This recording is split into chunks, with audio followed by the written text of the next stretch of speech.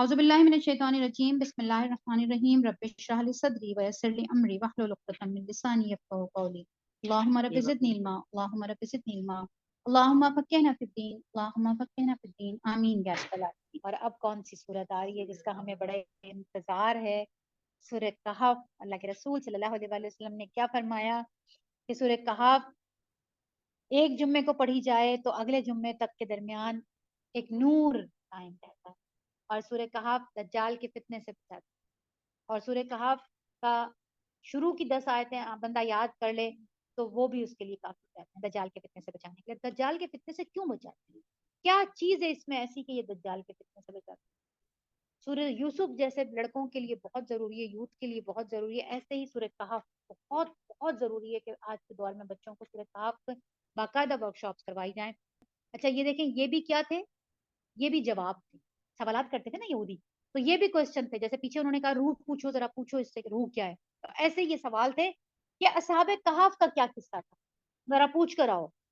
और क्या खजर का क्या मामला था, जरा पूछ कर आओ। और ये भी पूछ कर आओ कि सिकंदर आजम था। अब क्या हुआ? अल्लाह के रसूल सल्लल्लाहु अलैहि वसल्लम के पास आए, तीनों सवाल दिए, साथ ही अल्लाह के रसूल ने कहा अच्छा ठीक है कल आना बताऊंगा। क्या किया? इंशाल्लाह नहीं था। पकड़ हो गई। अब हमारे जैसे थोड़ी थे कोई कि हम पता नहीं क्या कुछ कर जाते हैं, अल्लाह रस्सी ढीली छोड़े जाता है छोड़े जाता है। वो तो रसूल थे, जरा सी खता हुई पकड़े गए, 15 दिन वही नहीं। अल्लाह के रसूल को परेशान, और लोगों ने तालियां पीटना शुरू कर दी। कहा देखा, इनको कुछ नहीं पता था, इनके पास कुछ भी नहीं है, खुद ही घड़ा करते थे, और अब वो खत्म हो गया तो अब इनके पास जवाब नहीं। कैसी कैफियत होगी ना दिल, कैसे अपने दिल में तकलीफ वाली कैफियत में ये दिन गुजरे होंगे। जिब्रील नहीं आ रहे, आना ही बंद कर दिया जिब्रील ने, रास्ता ही भूल गए, क्या हो गया? अल्लाह खफा हो गया, नाराज हो गया, क्या हो गया? हाँ प्रेशर में आ गए, बहुत शदीद प्रेशर में। बल्कि कुछ उसमें तो ये आता है कि अल्लाह के रसूल सल्लल्लाहु अलैहि वसल्लम बुखारे हिरा पे चले जाया करते थे और कहते थे मेरा दिल करता मैं यहाँ से छलांग लगा दूं। अंदाजा करें डिप्रेशन की कंडीशन, रसूल वक्त का वही बंदो। और क्या अल्लाह को नहीं पता कि तकलीफ क्या थी? कि क्या अल्लाह को नहीं पता मैंने इनको बोला हुआ है कि कल मैं बताऊंगा? अल्लाह क्यों नहीं भेज रहा? खफा हो गया, नाराज हो गया। इंशाल्लाह की अहमियत, इंशाल्लाह की है। आपने कैसे जरूर कहना। और हमारे यहाँ इंशाल्लाह कब कहते हैं? नहीं, हम नहीं करना। हमारे दिमाग की माइंड सेटिंग शैतान ने ऐसी कोई उल्टी फिट की है कि वो इंशाल्लाह हमसे उस वक्त कहलवाता है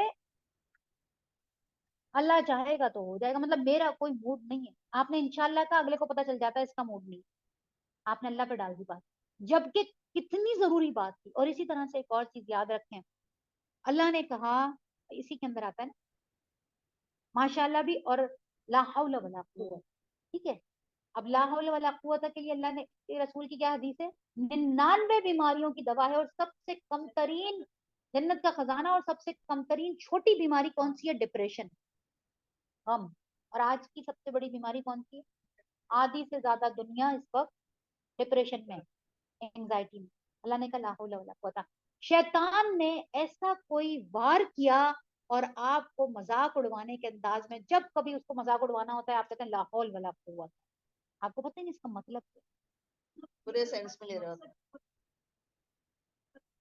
जी। कोई भी नहीं कर सकता, आधा जुमला कहलवाता है, पूरा नहीं कहलवाता। क्या कहलवाता है? ला हौल वला कुव्वत। आपने क्या कहा? आपने ला हौल वला कुव्वत था तो आपने क्या कहा? कोई है ही नहीं, कोई ताकत ही नहीं है, किसी की भी ताकत नहीं है। आधा नहीं कहना, आधा तो शैतान का जुमला है, उसने आपकी जबान पर आधा कहलवाया, आधा। आपको शऊर भी नहीं है आप क्या कह, अल्लाह बिल्ला के बगैर तो बनता ही नहीं है। आपने तो इकरार कर दिया उनकी बातों का कि कोई भी नहीं, अल्लाह का इनकार हो गया इसके अंदर। तो ला हौला वला कुव्वत, तो आपने कहना ला हौला वला कुव्वत इल्ला बिल्लाह, अल्लाह के सिवा किसी की कोई ताकत नहीं। और ये सिर्फ मजाक उड़ाने के लिए, या सिर्फ तंबी करने के लिए, या सिर्फ ऐसे ही करने के लिए नहीं है, इसको समझ के बोलने के। अब देखिए ना, लोगों को पता नहीं है, शऊर नहीं, शऊर नहीं। तो अल्लाह क्या कहता है कि अब ये असहाबे कहफ का भी क्या था? क्या असहाबे कहफ का उन्होंने सवाल किया कि कौन थे ये? अब कहफ किसको कहते हैं? गार को, गार वाले। गार वाले कौन थे ये? अल्लाह क्या फरमाता है? ہاں پتا تھا نا، پیچھے سے چلتی ہوئی آ رہی ہے نا روایات، تو چلتی ہوئی آ رہی ہے نا، ان کو تو سارے قصے پتا ہے نا، اہل کتاب ہیں، سارا توریت میں انجیل میں ہر چیز میں لکھا ہوا ہے سب کچھ.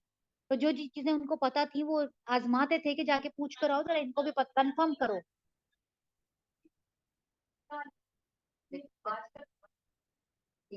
اتنی ضروری ہے، اتنی ضروری ہے یہ چیز. کیا کہتا ہے اللہ تعالیٰ کہ تعریف ہے اللہ کے لیے، الحمد للہ الذی انزل علی عبدہ الکتاب ولم یجعل لہ عوجا. تعریف اللہ رحیم، اللہ فرماتا ہے اللہ جو بڑا رحمان اور رحیم. الحمد للہ الذی انزل علی عبدہ الکتاب ولم یجعل لہ عوجا.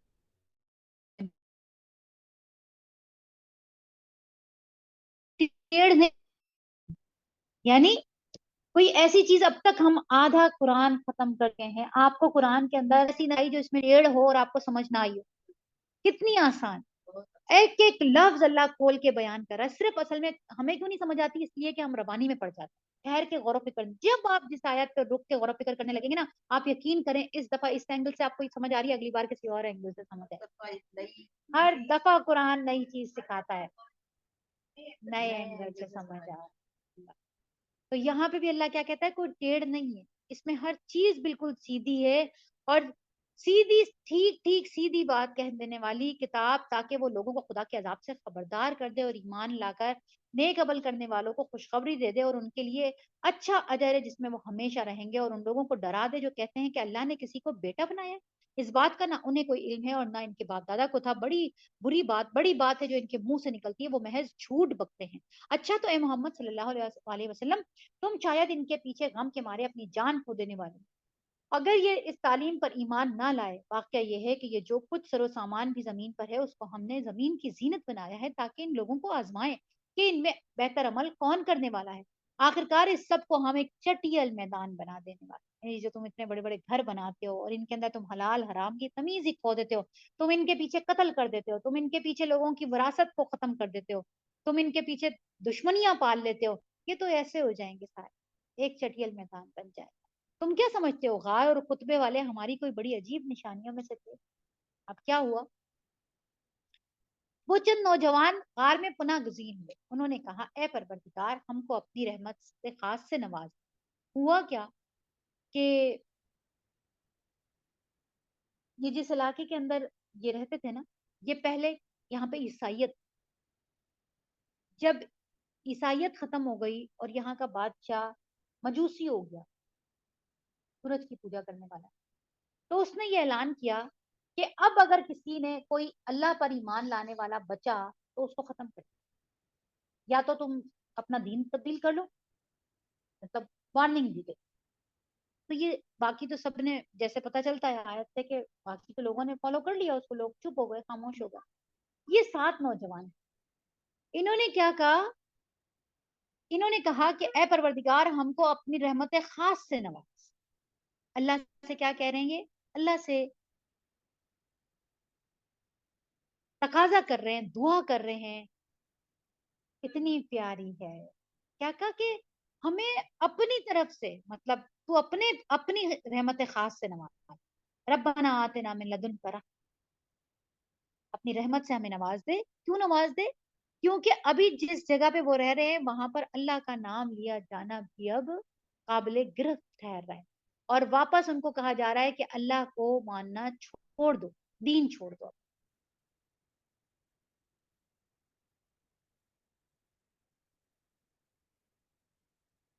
اور ہمارا معاملہ درست کر دے. اب دیکھیں کتنی پیاری بات ہے. یہ اس وقت بھی دعا کر سکتے ہیں جب آپ کسی ایسی سچویشن میں پھنس جائیں جہاں پہ آپ کو خود کو بھی نہ پتا چل رہا ہو اور آپ کسی مشکل میں پھنس گئے اور آپ اپنی بات بھی نہیں سمجھا پا رہے ابھی کسی کو، اور آپ خود بھی اس مشکل سے نہیں نکل پا رہے، تو پھر آپ اللہ تعالیٰ سے کہتے ہیں فَحَيِّ لَنَا مِنْ أَمْرِنَا رَشَدًا.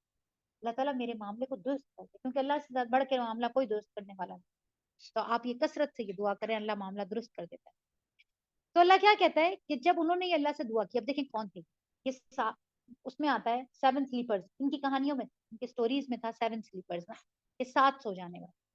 ہوا کیا کہ جس علاقے کے اندر یہ تھے وہاں پہ جب یہ شور اٹھ گیا کہ اللہ کو نہیں مانا، اب یہ 7 نوجوان تھے، بچے تھے، لڑکے تھے، ینگ ایج تھی، ان کا بھی تو کیریئر سامنے تھا، ان کا بھی فیوچر سامنے تھا، ان کی شادیاں بھی ہونی تھی، ان کا نفس بھی تھا، ان کی بھی آگے مستقبل کی پوری پلاننگ تھی نا، سب کچھ تھا. لیکن پوری کی پوری پلاننگ ہونے کے باوجود انہوں نے کس چیز کو پرائرٹی دی؟ ایمان. انہوں نے کہا ایمان کے اوپر کمپرومائز نہیں ہو. اب چاہے اس ایمان کو بچانے کے لیے یوسف کہاں چلے جاتے ہیں؟ قید. اور اصحاب کہف کہاں جاتے ہیں؟ غار میں چلے جاتے. اور نوجوان ہیں، دیکھیں نوجوان نسل وہ ہوتی ہے نا کہ جس کو مطلب بڑھاپے میں آ کے تو منہ میں دانت نہیں، پیٹ میں آنت نہیں، کھانا بھی ہضم نہیں ہو رہا اور منہ سے بھی چبایا نہیں جا رہا، آنکھوں سے کچھ نظر نہیں آ رہا، تو انسان توبہ ہی کرتا ہے اور کیا کرتا ہے اور لیٹ گیا.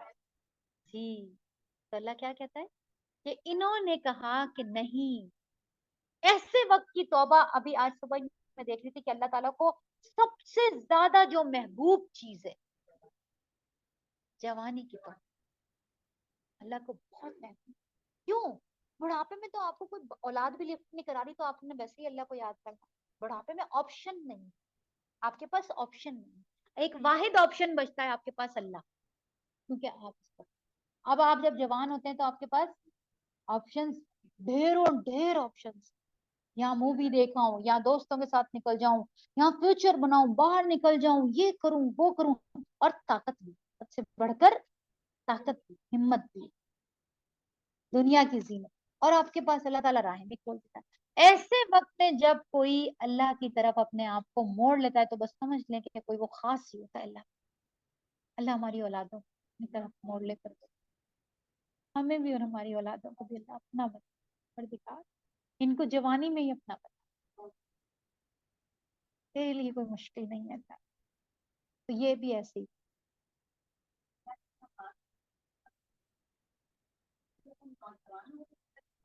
جی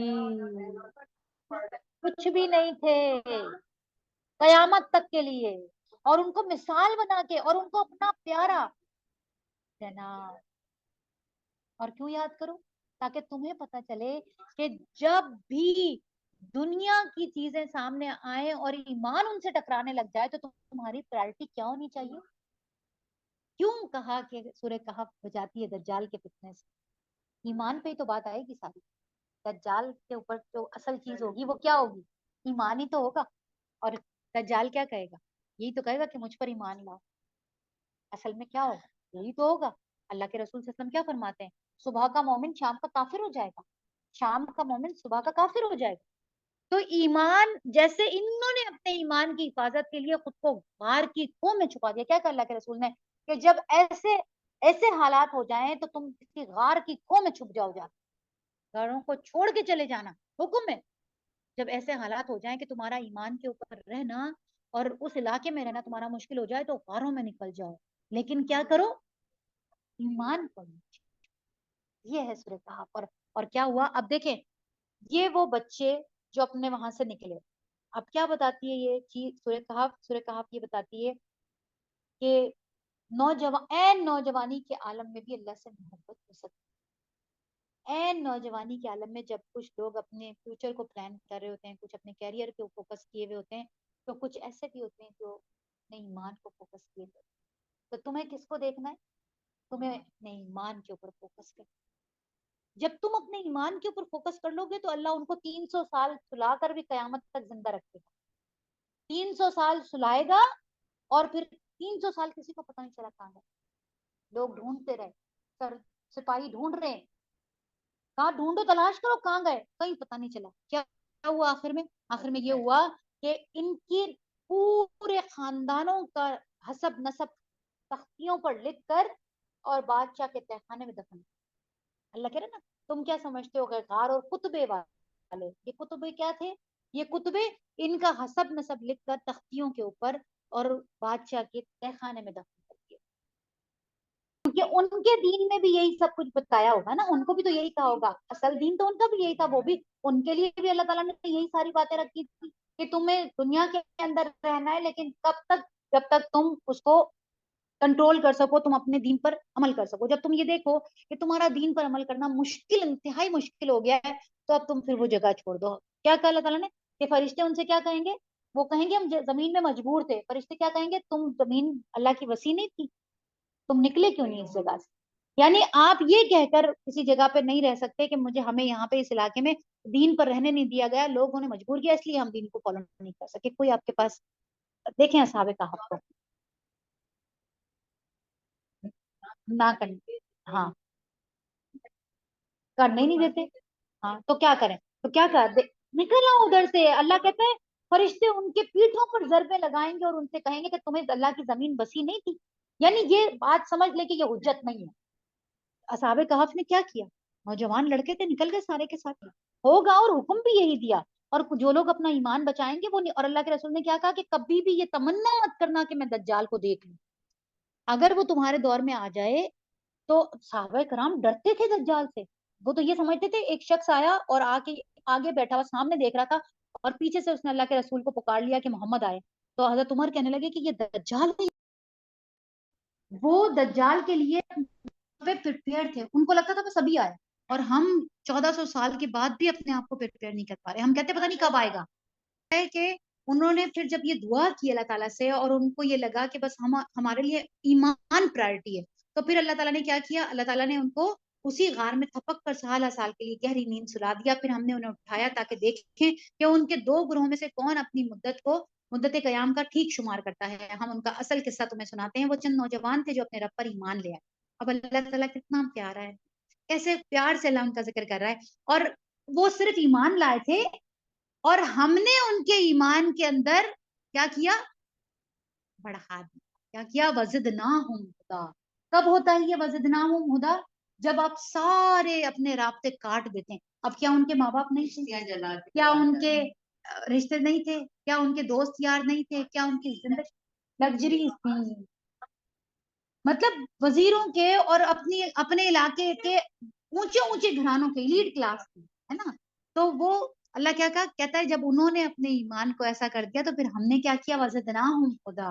ہم نے ان کے ایمان کو اور 4 چاند لگا دیا. اور اللہ کی قدر اللہ نوازتا ہے. پھر ہم نے خوب بڑھایا. اور پھر کیا کیا؟ ہم نے ان کے دل بھی اس وقت مضبوط کر دیے جب وہ اٹھے اور انہوں نے اعلان کر دیا کہ ہمارا رب تو بس وہی ہے جو آسمانوں اور زمین کا رب ہے. یہ کیا ہوا؟ جب اعلان ہو گیا سارے علاقے کے اندر اب کوئی خدا کو نہیں مانے گا. اب جو حکومت ہے وہ چلی گئی جو خدا کو ماننے والی تھی. اب ان کی حکومت آ گئی جو سورج کی پوجا کرنے والے ہیں. تو انہوں نے کہا ہمارا تو رب وہی ہے، ہم اسے چھوڑ کر کسی دوسرے معبود کو نہیں پکاریں گے. اور اگر ہم ایسا کریں گے تو بالکل بیجا بات کریں گے. پھر انہوں نے آپس میں ایک دوسرے سے کہا یہ ہماری قوم تو رب کائنات کو چھوڑ کر دوسرے خدا بنا بیٹھتی ہے. اب یہ دیکھیں آپس کے اندر کیا پتا چلا کہ یہ جو سارے کے سارے دوست یار تھے کہ ایک ہی جتنی ایج کے تھے نا، تو آپ کی صحبتیں کیسی ہونی چاہیے. کیا کہا اللہ کے رسول صلی اللہ علیہ وسلم نے کہ دوست اپنے دوست کے دین پر. اب یہ جتنے بھی نوجوان تھے یہ سارے کیا تھے؟ یہ آپس میں ایک دوسرے کے ساتھ ہی تھے، توحید پرست تھے. اور یہ کس وجہ سے ایک ہوئے تھے؟ اللہ کی وجہ سے. تو ان کی دوستی کتنی خالص تھی. اچھا آپ یہ دیکھیں مزے کی بات کہ جتنے اٹھے تھے ان میں سے کسی ایک نے بھی اس فیصلے کو اختلاف نہیں کیا کہ میں تو نہیں جاتا غار میں، تم لوگ چلے جاؤ. کیا پتہ چلا؟ صحبت ساری کی ساری ایسی. تو آپ کے جو سراؤنڈنگ میں آپ کے جو دوست یار ہونے چاہیے وہ کیسے ہونے چاہیے؟ وہ ایمان والے ہونے چاہیے. اگر کہیں ایک ہلکا پھلکا ڈاما ڈول ہو رہا ہو تو دوسرا اس کی دوسرے کی ایمان کی قوت اتنی زیادہ ہو کہ وہ اس کو اپنے ساتھ. کیا کہا اللہ فرماتا ہے کہ انہوں نے کیا کہا؟ انہوں نے کہا ہم اگر ایسا کریں گے تو بالکل بیجا بات کریں گے. پھر انہوں نے آپس میں ایک دوسرے سے کہا یہ ہماری قوم تو رب کائنات کو چھوڑ کر دوسرے خدا بننا بیٹھے اور یہ لوگ ان کے معبود ہونے پر کوئی واضح دلیل کیوں نہیں لاتے. آپس میں ڈسکشن دیکھیں ہمارے بچے بھی ڈسکس کر رہے ہوتے ہیں نا. کیا ڈسکس کر رہے ہوتے ہیں؟ آج کل کیا چل رہا ہے؟ اسپورٹس اور سیزنز، کارٹونز اتنے بڑے بڑے ہو گئے لیکن وہ کون سے کارٹون دیکھتا ہے صرف؟ آپ سوچیں. بس میں تو کارٹون ہی بولتی ہوں، وہ سیزن بولتے ہیں بچے، ان کو جو مرضی بولیں. لیکن بچے کیا دیکھتے ہیں؟ مطلب بچوں کی کیا ڈسکشن ہے؟ دوستوں سے بھی بات ہو رہی ہے تو کس کے بارے میں ہو رہی ہے؟ اور اگر اللہ معاف کرے، اللہ نہ کرے کہ ہمارے بچے اس طرف جائیں، لیکن اور جو یوتھ ڈسکس کر رہی ہے وہ کس کو ڈسکس کر رہی ہے؟ خلاصت، گندگی. تو سورہ کہف کیا بتاتی ہے کہ ڈسکشن کیسی, کس بات پہ ڈسکشن ہو رہی ہے؟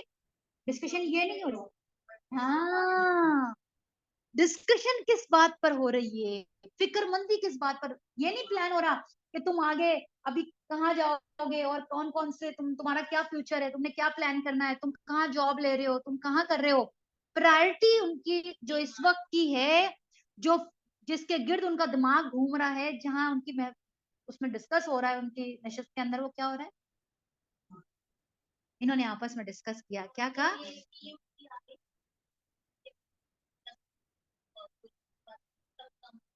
ہاں ہر چیز کا مزہ. ہاں ہاں نیمز تو ایسی آ گئی نا کہ انہوں نے نہ کوئی رشتہ چھوڑا, کچھ بھی نہیں چھوڑا انہوں نے, بس صرف ہر چیز مذاق میں اڑا دو. یہ نسل تو ایسی آئی ہے نا, اللہ تعالیٰ رحم کرے آگے آنے والے بچوں کے اوپر. فکر مندی یہ نہیں ہے کہ یہ بچے ایسے ہیں, فکر مندی تو یہ ہے کہ آنے والوں کو ماں باپ ایسے ملیں گے تو وہ کیسے ہوں گے. فکر مندی تو اصل یہ ہے کہ ان کو ایسے ماں باپ ملیں گے تو وہ کہاں جائیں گے. کیا کہا اللہ نے کہ یہ آپس میں ڈسکس کر رہے ہیں کہ یہ لوگ ان کے معبود ہونے پر کوئی واضح دلیل کیوں نہیں لاتے. اتنی خوبصورت محفل ہے جس میں نوجوان بچے اس بات کو ڈسکس کریں, کیسے خوش نصیب ہیں. آخرکار اس شخص سے بڑا ظالم اور کون ہو سکتا ہے جو اللہ پر جھوٹ باندھے, یہ آپس میں کہہ رہے ہیں. اب جب کہ تم ان سے اور ان کے معبودان غیر اللہ سے بے تعلق ہو چکے ہو تو چلو اب فلاں غار میں چل کر پناہ لے. کہیں اللہ نے بتاتا کسی ایک نے بھی کہا نہیں نہیں میرے تو ماں باپ مجھے بڑے پیارے ہیں, نہیں بھائی میرا فیوچر بڑا پیارا ہے, میں نہیں جا سکتا, تم لوگ جاؤ میں نہیں جاتا. اور میں کہاں غار میں چلا جاؤں, مجھے سارا اسٹیٹس چھوڑنا پڑے گا, مجھے اپنی ساری لگژریز چھوڑنی پڑیں گی, ہے نا. کسی ایک نے بھی نہیں کہا. ایمان کا لیول کیا پتا چلا, سب کا برابر, ساروں کا ایک ایمان کا لیول. تو اپنے ساتھی کیسے بناؤ, ایمان والے ساتھی. اللہ سے دعا کریں کثرت سے, اللہ ہمارے بچوں کو ایسی صحبت دینا پروردگار. یقین کریں ہر وقت نماز میں بھی, رات کو بھی آپ دیکھیے تو یہی دعا ہوتی ہے, اللہ ان کو اچھے ساتھی دینا, ان کو ان کی زوج بھی اچھی دینا پروردگار, آنے والی نسلوں کو سنبھالنے والی, اور اللہ ان کے دوست یار بھی اچھے جو ان کو بٹھا کر بری چیزوں سے بچانے والے. ہاں اللہ کیا کہتا ہے کہ جنہوں نے کہا کہ اب چلو فلاں غار میں چل کر پناہ لو, تمہارا رب تم پر اپنی رحمت کا دامن وسیع کر دے گا. ایک دوسرے کو تسلی دی جا رہی ہے, ایک دوسرے کو اطمینان دلایا جا رہا ہے کہ تمہارا رب تمہارا دامن اپنی رحمت سے وسیع کر دے. اللہ سے کتنی امید لگا کے جا رہے, اتنا پیار ہے اللہ سے, توکل. اور تمہارے لیے سر و سامان مہیا کر دے گا اس غار کے اندر بھی. یعنی تم یہ مت سمجھ لینا کہ غار میں جا رہے ہیں تو ہمیں بس کوئی پوچھنے والا نہیں ہوگا, ڈسکس کر کے جا رہے ہیں, ایک دوسرے کے ایمان کو بڑھا کے جا رہے ہیں. تم انہیں غار میں دیکھتے تو تمہیں یوں نظر آتا ہے کہ سورج جب نکلتا ہے تو ان کے غار کو چھوڑ کر دائیں جانب چڑھ جاتا ہے, اور جب غروب ہوتا ہے تو ان سے بچ کر بائیں جانب اتر آتا ہے. اور وہ ہیں کہ غار کے اندر ایک وسیع جگہ میں پڑے ہوئے ہیں. یہ اللہ کی نشانیوں میں سے ہے, جس کو اللہ ہدایت دینا چاہے وہی ہدایت پانے والا ہے, اور جسے اللہ بھٹکا دے اس کے لیے تم کوئی ولی اور مرشد نہیں پا سکتے. تم انہیں دیکھ کر یہ سمجھتے کہ وہ جاگ رہے ہیں, حالانکہ وہ سو رہے, اور ہم انہیں دائیں اور بائیں کروٹ دلواتے رہتے. یہ اتنی پیاری آیت ہے. اس زمانے میں جس وقت یہ نازل ہوئی ہوگی, شاید اس زمانے میں اس کو سمجھنا اتنا آسان نہیں ہو. آج سمجھنا اس آیت کی کیا ضرورت تھی کہ ہم انہیں کروٹ دلواتے رہتے. اس لیے ضرورت تھی کہ اگر وہ کروٹ نہ لیتے, ایک ہی پوزیشن میں سوتے رہتے تو کیا ہو جاتا ان کو, بیڈ سور ہو جاتا. ہاسپٹل کے اندر کیا ہوتا ہے, جو بالکل وینٹیلیٹر کے اوپر ہوتے ہیں, جو پیشنٹس ایسے ہوتے ہیں جو بالکل نہیں ہل رہے ہوتے, ان کوما کے پیشنٹس ہوتے ہیں, ان کو کیا کیا جاتا ہے, ان کو نرس اٹھا کے ان کی کمر پہ پاؤڈر لگا لگا کے ان کو کبھی کروٹ دلاتی ہے. رب آپ کو کیا کہتا ہے, ہم ان کے فرشتے ان کو کروٹ دلا رہے ہوتے. کیوں, کیونکہ ان کو بیڈ سور نہ ہوتا ہے, اور یہ زندہ تھے, سو رہے تھے, صرف سو رہے تھے. کیسا پیارا ہے, کتنی پیاری آیت کہ ہم ان کو کروٹ بھی دلاتے رہتے تھے. اور ان کا کتا غار کے دہانے پر ہاتھ پھیلائے بیٹھا تھا. اگر تم کہیں جھانک کر انہیں دیکھ لیتے تو الٹے پاؤں بھاگ کھڑے ہوتے, اور تم پر ان کے نظارے کی دہشت بیٹھ جاتی. اللہ تعالیٰ نے اس غار کو جو چنا تھا, ایسے کوئی اس کی پوزیشن تھی کہ سورج جب آتا تھا, اللہ کیا فرماتا ہے کہ سائڈ سے ہو کے گزر جاتا, اور ایسا منظر ہوتا تھا, یہ تو سوئے ہوئے ہوتے تھے, تو سورج جب سائڈ سے ہو کے گزرتا تھا تو روشنی اس کے اندر اتنی نہیں آتی, تاریکی زیادہ ہوتی تھی. اب ایسی تاریکی کی کیفیت کے اندر, اندھیرے کے اندر کتا باہر پاؤں پھیلائے بیٹھا ہے, تو جو اگر کوئی غلطی سے آ بھی جائے اس طرح تو وہ دیکھ کر ہی بھاگ جائے ڈر کے. کتنی وحشتناک وہ منظر ہوتا. اللہ کہتا ہے اور اسی عجیب کرشمے سے ہم نے انہیں اٹھا بٹھایا ذرا تاکہ ذرا آپس میں پوچھ گچھ کریں کہ ان میں سے ایک نے پوچھا کہو کتنی دیر اس حال میں رہے. دوسروں نے کہا شاید دن بھر یا اس سے کچھ کم. کتنے سال کے بعد اٹھ رہے ہیں؟ 300 سال کے بعد. اور اللہ کیا کہہ رہا ہے؟ آپس میں گفتگو کر رہے ہیں کتنی دیر ہے؟ تھوڑی دیر، دن کا کوئی حصہ. اچھا چلو بھوک لگ رہی ہے. بولے اللہ ہی بہتر جانتا ہے ہمارا کتنا وقت اس حالت میں گزرا. چلو اب اپنے میں سے کسی کو چاندی کا سکہ دے کے بھیجو کہ وہ شہر بھیجے کہ وہ دیکھے کہ سب سے اچھا کھانا کہاں ملتا ہے، وہاں سے کچھ کھانے کے لیے لائے. اب ذرا دھیان رکھیے گا ایک اور چیز، کھانا 300 سال کے بعد اٹھے، بھوک لگ رہی ہے، کھانے کے لیے بھیجنا ہے. فکر کس چیز کی؟ باقی سب کھانا تو مل گیا، اگلی فکر کیا؟ خبردار رہنا ایسا نہ ہو کہ کسی کو ہمارے یہاں ہونے کی خبر کر بیٹھے اور کہیں ان لوگوں کا ہم پر ہاتھ پڑ گیا تو بس پھر وہ ہمیں سنساری کر ڈالیں گے یا زبردستی ہمیں اپنی ملت میں واپس لے جائیں گے. اور اگر ایسا ہو گیا تو ہم کبھی فلاں نہیں پا سکتے. سوئے کس بات پر تھے؟ اٹھے کس بات پر؟ بھوک لگ رہی ہے، کھانا کھانا ہے، بندے کو بھیجنا ہے. فکر کیا ہے؟ کسی کو بتا مت دینا، اور بتانا نہیں اس وجہ سے کہ کہیں ہمیں واپس نہ لے جائیں. اگر ایسا ہو گیا تو ہم تو ناکام ہوں. ایمان پر سوئے اور ایمان پر جاگے. فکر ابھی بھی موجود. یہ ہے فکر. اللہ کہتا ہے اس طرح ہم نے ان اہل شہر کو ان کے حال پر مطلع کیا تاکہ لوگ جان لیں کہ اللہ کا وعدہ سچا ہے اور یہ قیامت کی گھڑی بے شک آ کر رہی. اب کیا ہوا؟ اب ان کا حلیہ 300 برس پہلے والا، ان کا تو رہن سہن، ان کا سکہ 300 برس پرانا، ان کی بول چال، ان کا تو سب کچھ. اب جب بندہ گیا جا کے کھانا لینے کے لیے تو وہاں تو وہ عجیب سا ہو گیا. ماحول بدل گیا، کپڑے بدل گئے، زبان بدل گئی، لوگ بدل گئے. سب سے بڑھ کر ایک اور بات کیا کہ حکومت بدل کر دوبارہ توحید پرستوں کی، کرسچنز کی آ گئی. اتنے عرصے کے اندر جنگیں ہوئی اور اب دوبارہ سے اس حکومت کا جو بادشاہ تھا اس ملک کا وہ کرسچن عیسائی ہے. اس وقت عیسائی تھے، مسلمان. تو اب جب یہ ہوا تو پھر لوگوں نے سمجھا کہ یہ کون سی مخلوق ہے، یہ کہاں سے آئی ہے. اور جب سکہ دیکھا تو ہم نے کہا تو اس کے ہاتھ میں تو کوئی خزانہ لگا ہے. کون ہو تم؟ تمہارے ہاتھ میں پرانے زمانے کا خزانہ لگ گیا، یہ سکہ تو نہیں ہے. اس نے کہا نہیں، یہ تو سکہ میرا ہے. تو کہا تم ہو کون؟ کہا پھر اس نے سچی بات بتائی کہ میں بھی ہوں اور میرے ساتھ کچھ اور بھی میرے ساتھی ہیں اور ہم نے تو فلاں غار میں پناہ لی ہے. وہ یہاں پہ منع تھا نا ایمان لانا. تو پھر لوگ اچھا ہوا کیا تھا کہ جب یہ لوگ غار میں آ کے چھپے تھے تو یہ مطلب یہ 7 غائب ہونے والے ان کے ہاں مشہور ہو گیا تھا کہ 7 نوجوان غائب ہو گئے. بادشاہ کو بھی پتا چل گیا تھا کیونکہ بڑے بڑے گھروں کے تھے تو ہر گھر سے بچہ غائب ہے تو شور مچ گیا. پھر اس کے بعد انہوں نے سپاہی بھیجے، فوج بھیجی، سب بھیجے، نہیں ملے. تو یہ ایک قصہ منہ در منہ سنتے چلے آ رہے تھے کہ جیسے اب ہم سنتے چلے آ رہے ہیں. تو اسی طرح سے یہ قصہ پتا تھا کہ بھائی 7 نوجوان غائب ہوئے تھے، آج تک ان کا پتہ نہیں چلا تھا.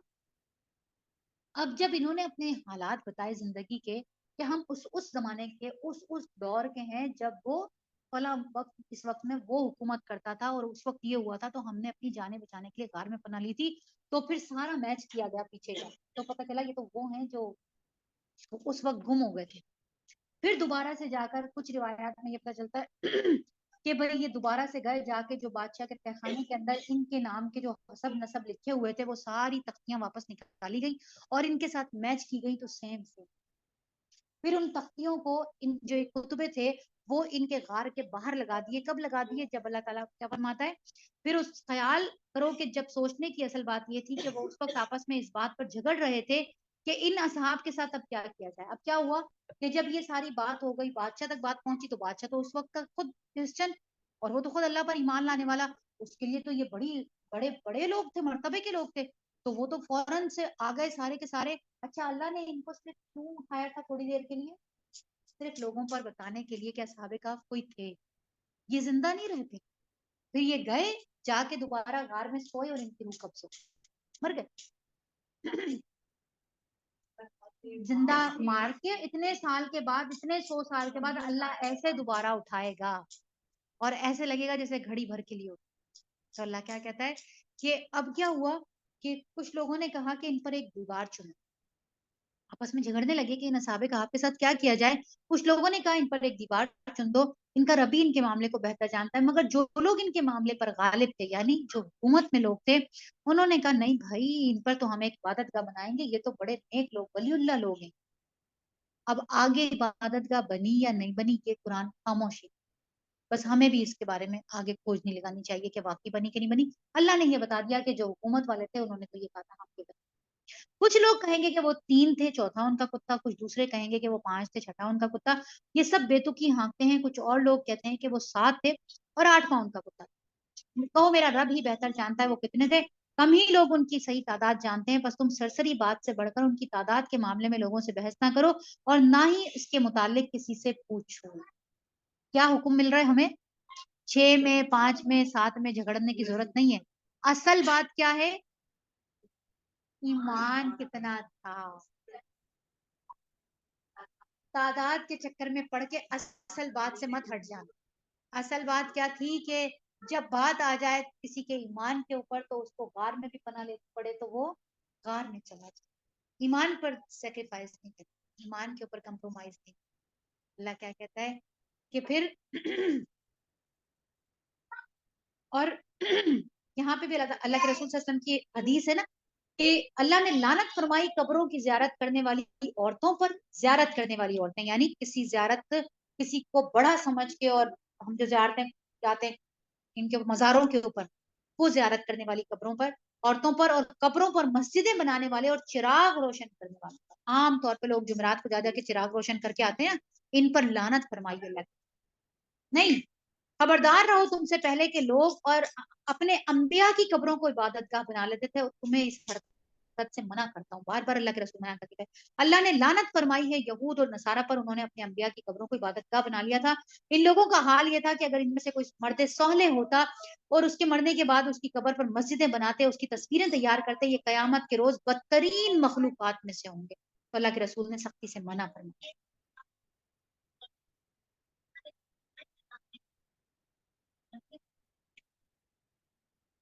یہ سوال تو اللہ بھی ان سے پوچھے گا نا, پڑھا کر کے پوچھے گا اللہ کہ تم نے جب قرآن کو پڑھتے تھے, سیکھتے تھے, تمہیں پتا تھا, تو پھر تم نے کیوں نہیں روکا. یہ سوال تو اللہ ان سے کرے گا, ان کو ڈبل سوال جواب دینا پڑے. پھر اللہ کیا فرماتا ہے کہ کسی بھی چیز کے بارے میں دیکھو یہ مت کہا کرو کہ میں کل کر دوں گا. اب پورا قصہ سنانے کے بعد کیا کہہ رہے ہیں اللہ تعالیٰ, آپ نے کیسے کہا کہ میں کل کر دوں گا, آپ کے اختیار میں ہے, آپ نے انشاءاللہ کیسے نہیں کہ میرا اللہ چاہے. جن کے رتبے ہیں سوا ان کی سوا مشکل, چھوٹی بات تو نہیں ہے رتبے بڑے ہوں, نبی ہو, عام آدمی تھوڑی ہو کوئی کہ چھوٹی سی بات پہ چھوڑ دیا جائے, پکڑ ہو جاتی ہے چھوٹی سی بات پہ. کہا کبھی بھی آئندہ یہ مت کہنا کہ میں کل یہ کام کر دوں گا, تم کچھ نہیں کر سکتے الا یہ کہ اللہ چاہے. اور اگر کبھی بھولے سے ایسی بات زبان سے نکل جائے تو فوراً جب یاد آئے تو اپنے رب کو یاد کرو اور کہو امید ہے میرا رب اس معاملے میں رشد سے قریب تر بات کی طرف میری رہنمائی فرما دے, بہترین بات مجھے سمجھا دے گا. اور وہ اپنے غار میں 300 سال رہے, اور کچھ لوگ مدت کے شمار میں 9 سال اور بڑھ گئے. اور 9 سال کیوں بڑھ گئے, کیونکہ قمری اور اس کے جو سالوں کا جو فرق ہوتا ہے, جو اسلامی سال ہوتے ہیں ان کے اندر سال زیادہ ہوتے جاتے ہیں, تو 9 سال اور بڑھ گئے, 309 سال بڑھ گئے. تو اللہ کہتا ہے تم کہو اللہ ان کے قیام کی مدت کو زیادہ جانتا ہے. آسمانوں اور زمین کی سب پوشیدہ احوال اسی کو معلوم ہے. کیا خوب ہے وہ دیکھنے والا اور سننے والا. زمین اور آسمان کی مخلوقات کی خبرگیری اس کے سوا کوئی نہیں, مخلوقات کا خبرگیر اس کے سوا کوئی نہیں, اور اپنی حکومت میں وہ کسی کو شریک نہیں کرتا. فرماتا ہے اے نبی صلی اللہ علیہ وآلہ وسلم, تمہارے رب کی کتاب میں سے جو کچھ تم پر وحی کیا گیا ہے اسے جوں کا تم سنا دو. اس کے فرمودات کو بدل دینے کا کوئی تم مجاز نہیں ہو. فرمودات کیا, جو اس کی آیتیں نازل ہوئی ہیں, جو اس کے احکامات نازل ہوئے ہیں, ان کو بدل دینے کے تم مجاز نہیں ہو, تمہیں اختیار نہیں ہے. اگر تم کسی کی خاطر اس میں رد و بدل کرو گے تو اس سے بچ کر بھاگ نکلنے کے لیے کوئی جائے پناہ نہیں پاؤ.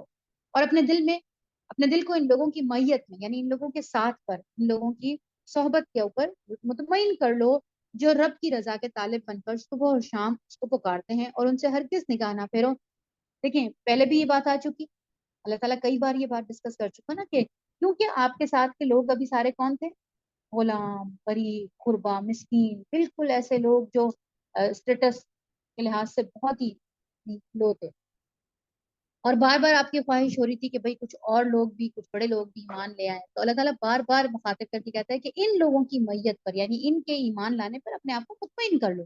اللہ کے ہاں یہ کمزور بھی ہیں، یہ غریب بھی ہیں، یہ مسکین بھی ہیں، تو بھی اللہ کے ہاں ان کی قدر و منزلت بہت اونچی ہے، ان سرداروں سے بھی کئی گنا اونچی ہے جن کو آپ چاہتے ہیں کہ وہ ایمان لے۔ اللہ فرماتا ہے کیا تم دنیا کی زینت پسند کرتے ہو، کیا تم دنیا کی زینت پسند کرتے ہو، کسی ایسے شخص کی اطاعت نہ کرو جس کے دل میں کو ہم نے اپنی یاد سے غافل کر دیا اور جس نے اپنی خواہش نفس کی پیروی اختیار کر لی اور جس کا طریقہ کار افراط و تفریط پر مبنی ہے۔ صاف کہہ دو کہ یہ حق ہے تمہارے رب کی طرف سے، اب جس کا جی چاہے مان لے اور جس کا جی چاہے انکار کر۔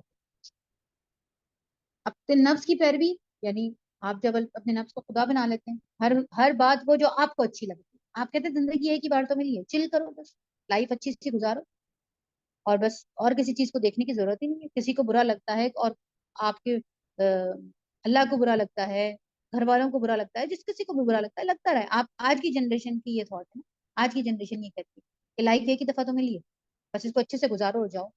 اللہ فرماتا ہے ہم نے انکار کرنے والے ظالموں کے لیے ایک آگ تیار کر رکھی ہے جس کی لپٹیں انہیں گھیرے میں لے چکی، وہاں اگر وہ پانی مانگیں گے تو ایسے پانی سے تواضع کی جائے گی جو تیل کی تلچھٹ جیسا ہوگا اور ان کا منہ بھون ڈالے گا، بدترین پینے کی چیز اور بہت ہی بری آرام رہے وہ لوگ جو مان لیں اور نیک عمل کریں تو ہم یقیناً ہم نیکوکار لوگوں کا اجر ضائع نہیں کیا۔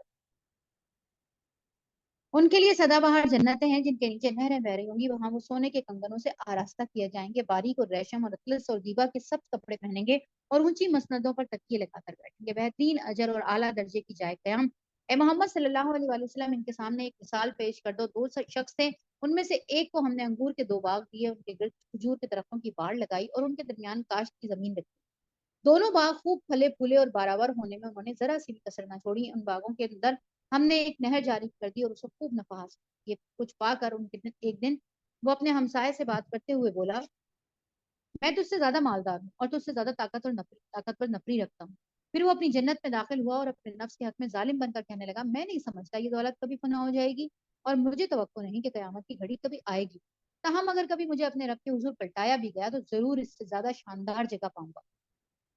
اس کے ہمسائے نے گفتگو کرتے ہوئے اس سے کہا کیا تو کفر کرتا ہے اس ذات سے جس نے تجھے مٹی سے اور پھر نطفے سے پیدا کیا اور تجھے ایک پورا آدمی بنا کر کھڑا کیا، رہا میں تو میرا رب تو وہی اللہ ہے جس کے ساتھ میں کسی کو شریک نہیں کرتا، اور جب تو اپنی جنت میں داخل ہو رہا تھا تو کیوں نہ تو نے کہا، کیا کہا اس وقت تیری زبان سے کیوں نہ یہ نکلا ماشاء اللہ لا قوت الا باللہ، سمجھ لیں اچھے سے سمجھ لیں کہ ماشاء اللہ لا قوت الا باللہ یہ حصار ہے، ایک ایسا حصار، ایسی پروٹیکشن جو آپ کو ہر طرح کے نظر بد سے، حسد سے، ان چیزوں سے آپ کو بچاتا۔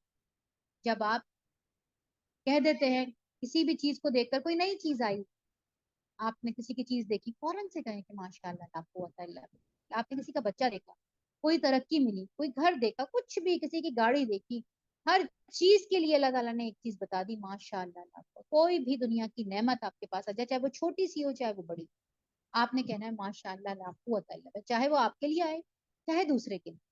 تو جب آپ دوسرے کی چیزوں کے اوپر یہ نہیں بولتے تو اس کا مطلب یہ ہوتا ہے کہ بس اب وہ اس کے کچھ بھی اس کے ساتھ ہو سکتا ہے۔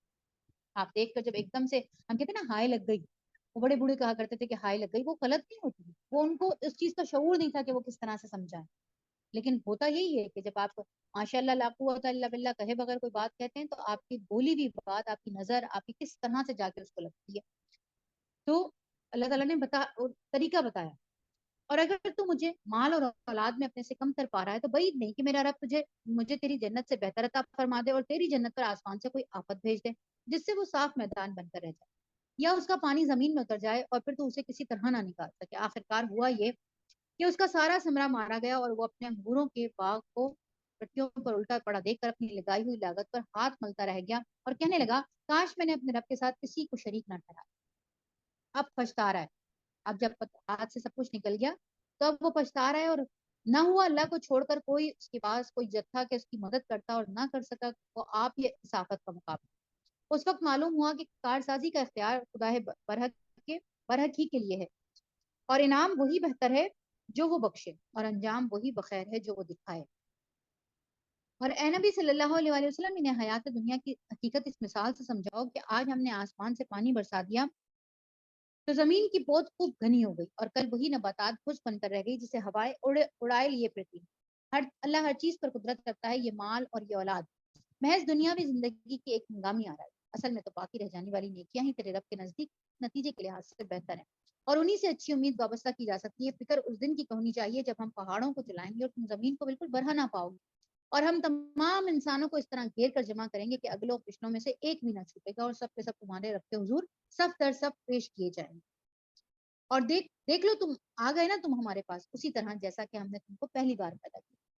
مطلب اللہ تعالیٰ نے ایک سین دکھایا کہ یہ ہونے والا ہے, اور اگلا درمیان کا سارا اسکپ کر کے اللہ تعالیٰ عین حشر کے میدان میں جا کے کھڑا کر دیتے ہیں کہ اب میرا اور ان کا مکالمہ ہوگا, تم لوگوں کا اور میرا کیا مکالمہ ہو رہا ہے کہ لو دیکھ لو آ گئے نا تم ہمارے پاس اسی طرح سے جیسا ہم نے تم کو پہلی بار پیدا کیا تھا. تم نے تو یہ سمجھا تھا کہ ہم نے تمہارے لیے کوئی وعدے کا وقت مقرر کیا ہی نہیں, اور نامہ اعمال تمہارے سامنے رکھ دیا جائے گا. اس وقت تم دیکھو گے کہ مجرم لوگ اپنی کتاب زندگی کے اندراجات سے ڈر رہے ہوں گے, یعنی جو کچھ لکھا ہوا ہوگا آپ کے اعمال نامے کے اندر آپ سے خوف زدہ ہو رہے ہیں اور کہہ رہے ہیں کہ ہائے ہماری کمبختی, یہ کیسی کتاب ہے کہ ہماری کوئی چھوٹی بڑی حرکت ایسی نہیں رہی جو اس میں درج نہ ہو, یعنی کچھ بھی نہیں رہے گا اس کتاب میں. جو کچھ انہوں نے کیا تھا وہ سب اپنے سامنے حاضر پائیں گے, اور تیرا رب کسی پر ذرہ برابر ظلم نہیں کرے گا. یاد کرو جب ہم نے فرشتوں سے کہا تھا کہ آدم کو سجدہ کرو تو ہم نے سجدہ کیا, مگر ابلیس نے نہیں کیا, وہ جنوں میں سے تھا, اس لیے اپنے رب کی اطاعت سے نکل گیا. آیت سمجھ آئی کہ فرشتے تو انکار کر ہی نہیں سکتے, ایک ہی اختیار والا وہاں موجود تھا اور اسی نے اپنا اختیار استعمال کر کے انکار کیا. وہ جنوں میں سے تھا اس لیے رب کے حکم کی اطاعت سے نکل گیا. اب کیا تم مجھے چھوڑ کر اس کو اور اس کی ذریت کو اپنا سرپرست بناتے ہو, حالانکہ وہ تمہارے دشمن ہیں. بڑا ہی برا بدل ہے جسے ظالم لوگ اختیار کر رہے ہیں, یعنی ایک بہترین چیز کے بدلے میں اور تم کیا چیز لے رہے.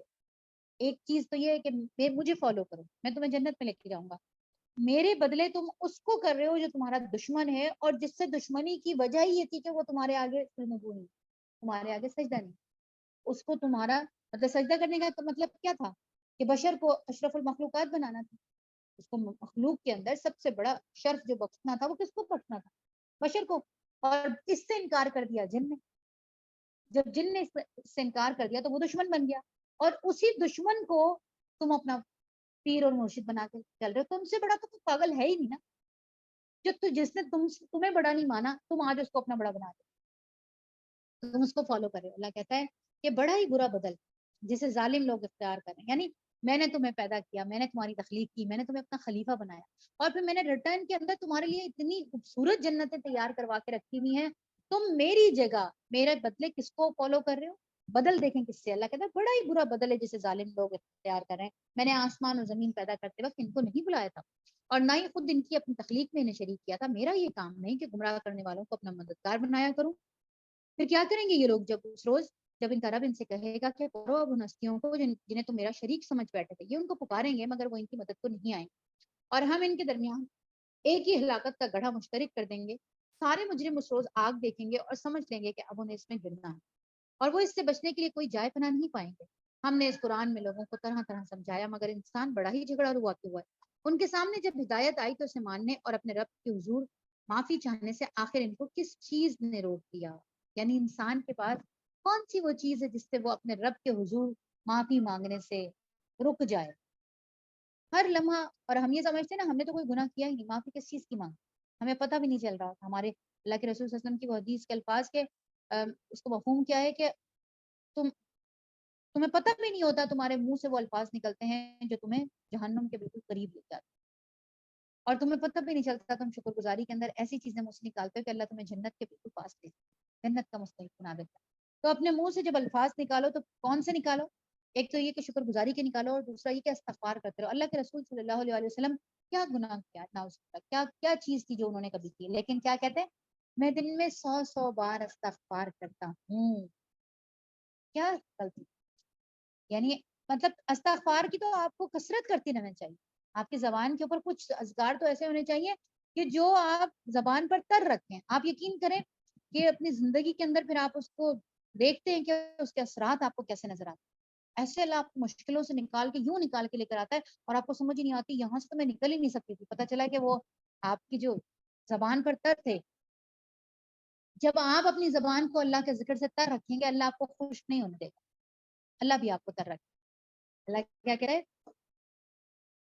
کہ ان کو کس چیز نے ان کو روک دیا کہ یہ اللہ سے استغفار کرتے اور اللہ سے ہدایت مانگتے؟ اس کے سوا اور کچھ نہیں کہ وہ منتظر ہیں ان کی کہ ان کے ساتھ بھی وہی کچھ ہو جو پچھلی قوموں کے ساتھ ہو چکا، یا یہ کہ وہ عذاب کو سامنے آتا دیکھ لیں۔ رسولوں کو ہم اس کام کے سوا کسی اور غرض کے لیے نہیں بھیجتے کہ وہ بشارت اور تنبیہ کی خدمت انجام دیں، مگر کافروں کا یہ حال ہے کہ وہ باطل کے ہتھیار لے کر حق کو نیچا دکھانے کی کوشش کرتے ہیں، اور انہوں نے میری آیات کو اور ان تنبیہات کو جو نہیں کی گئی تھی مذاق بنا دیا۔ اور اس شخص سے بڑھ کر ظالم اور کون ہوگا جسے اس کے رب کی آیات سنا کر نصیحت کی جائے اور وہ ان سے منہ پھیر لے اور وہ اس برے انجام کو بھول جائے جس کا سر و سامان اس نے اپنے لیے خود اپنے ہاتھوں تیار کیا۔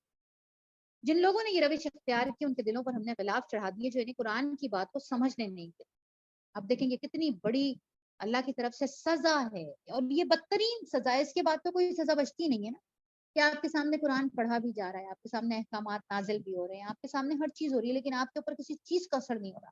یہ بدترین اللہ تعالیٰ کی ناراضگی کا لیول ہے۔ ایک ناراضگی یہ ہوتی ہے اس شخص کے لیے بندے سے خفا ہو جاتا ہے، جیسے انسان ہوتے ہیں، ماں خفا ہو گئی تھوڑے عرصے کے لیے، کچھ ذرا زیادہ ٹائم کے لیے خفا ہو جاتے ہیں، لیکن جب آپ واپس آتے ہیں پلٹ آتے ہیں آپ کو واپس قبول کر لیا جاتا ہے۔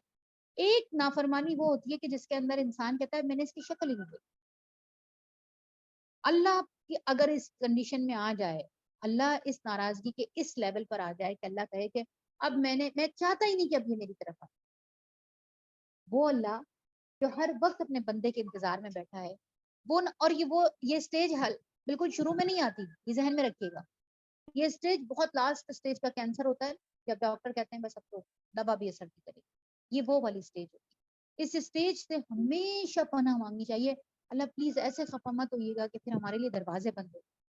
اللہ دروازے نہیں بند، جیسے بھی ہیں ٹوٹے پھوٹے ہیں، گناہ گار ہیں، گناہ بھی کرتے ہیں، غلطیاں بھی کرتے ہیں، نافرمانیاں بھی کرتے ہیں، لیکن اللہ تعالیٰ ہم آپ سے دور نہیں جانا چاہتے۔ ہم ایسے نہیں ہونا چاہتے کہ ہم پڑھیں اور ہمیں سمجھ ہی نہ آئے۔ ایسی کیفیت مت کیجیے گا، اس سے پناہ مانگنی چاہیے، ہمیشہ پناہ مانگنی چاہیے۔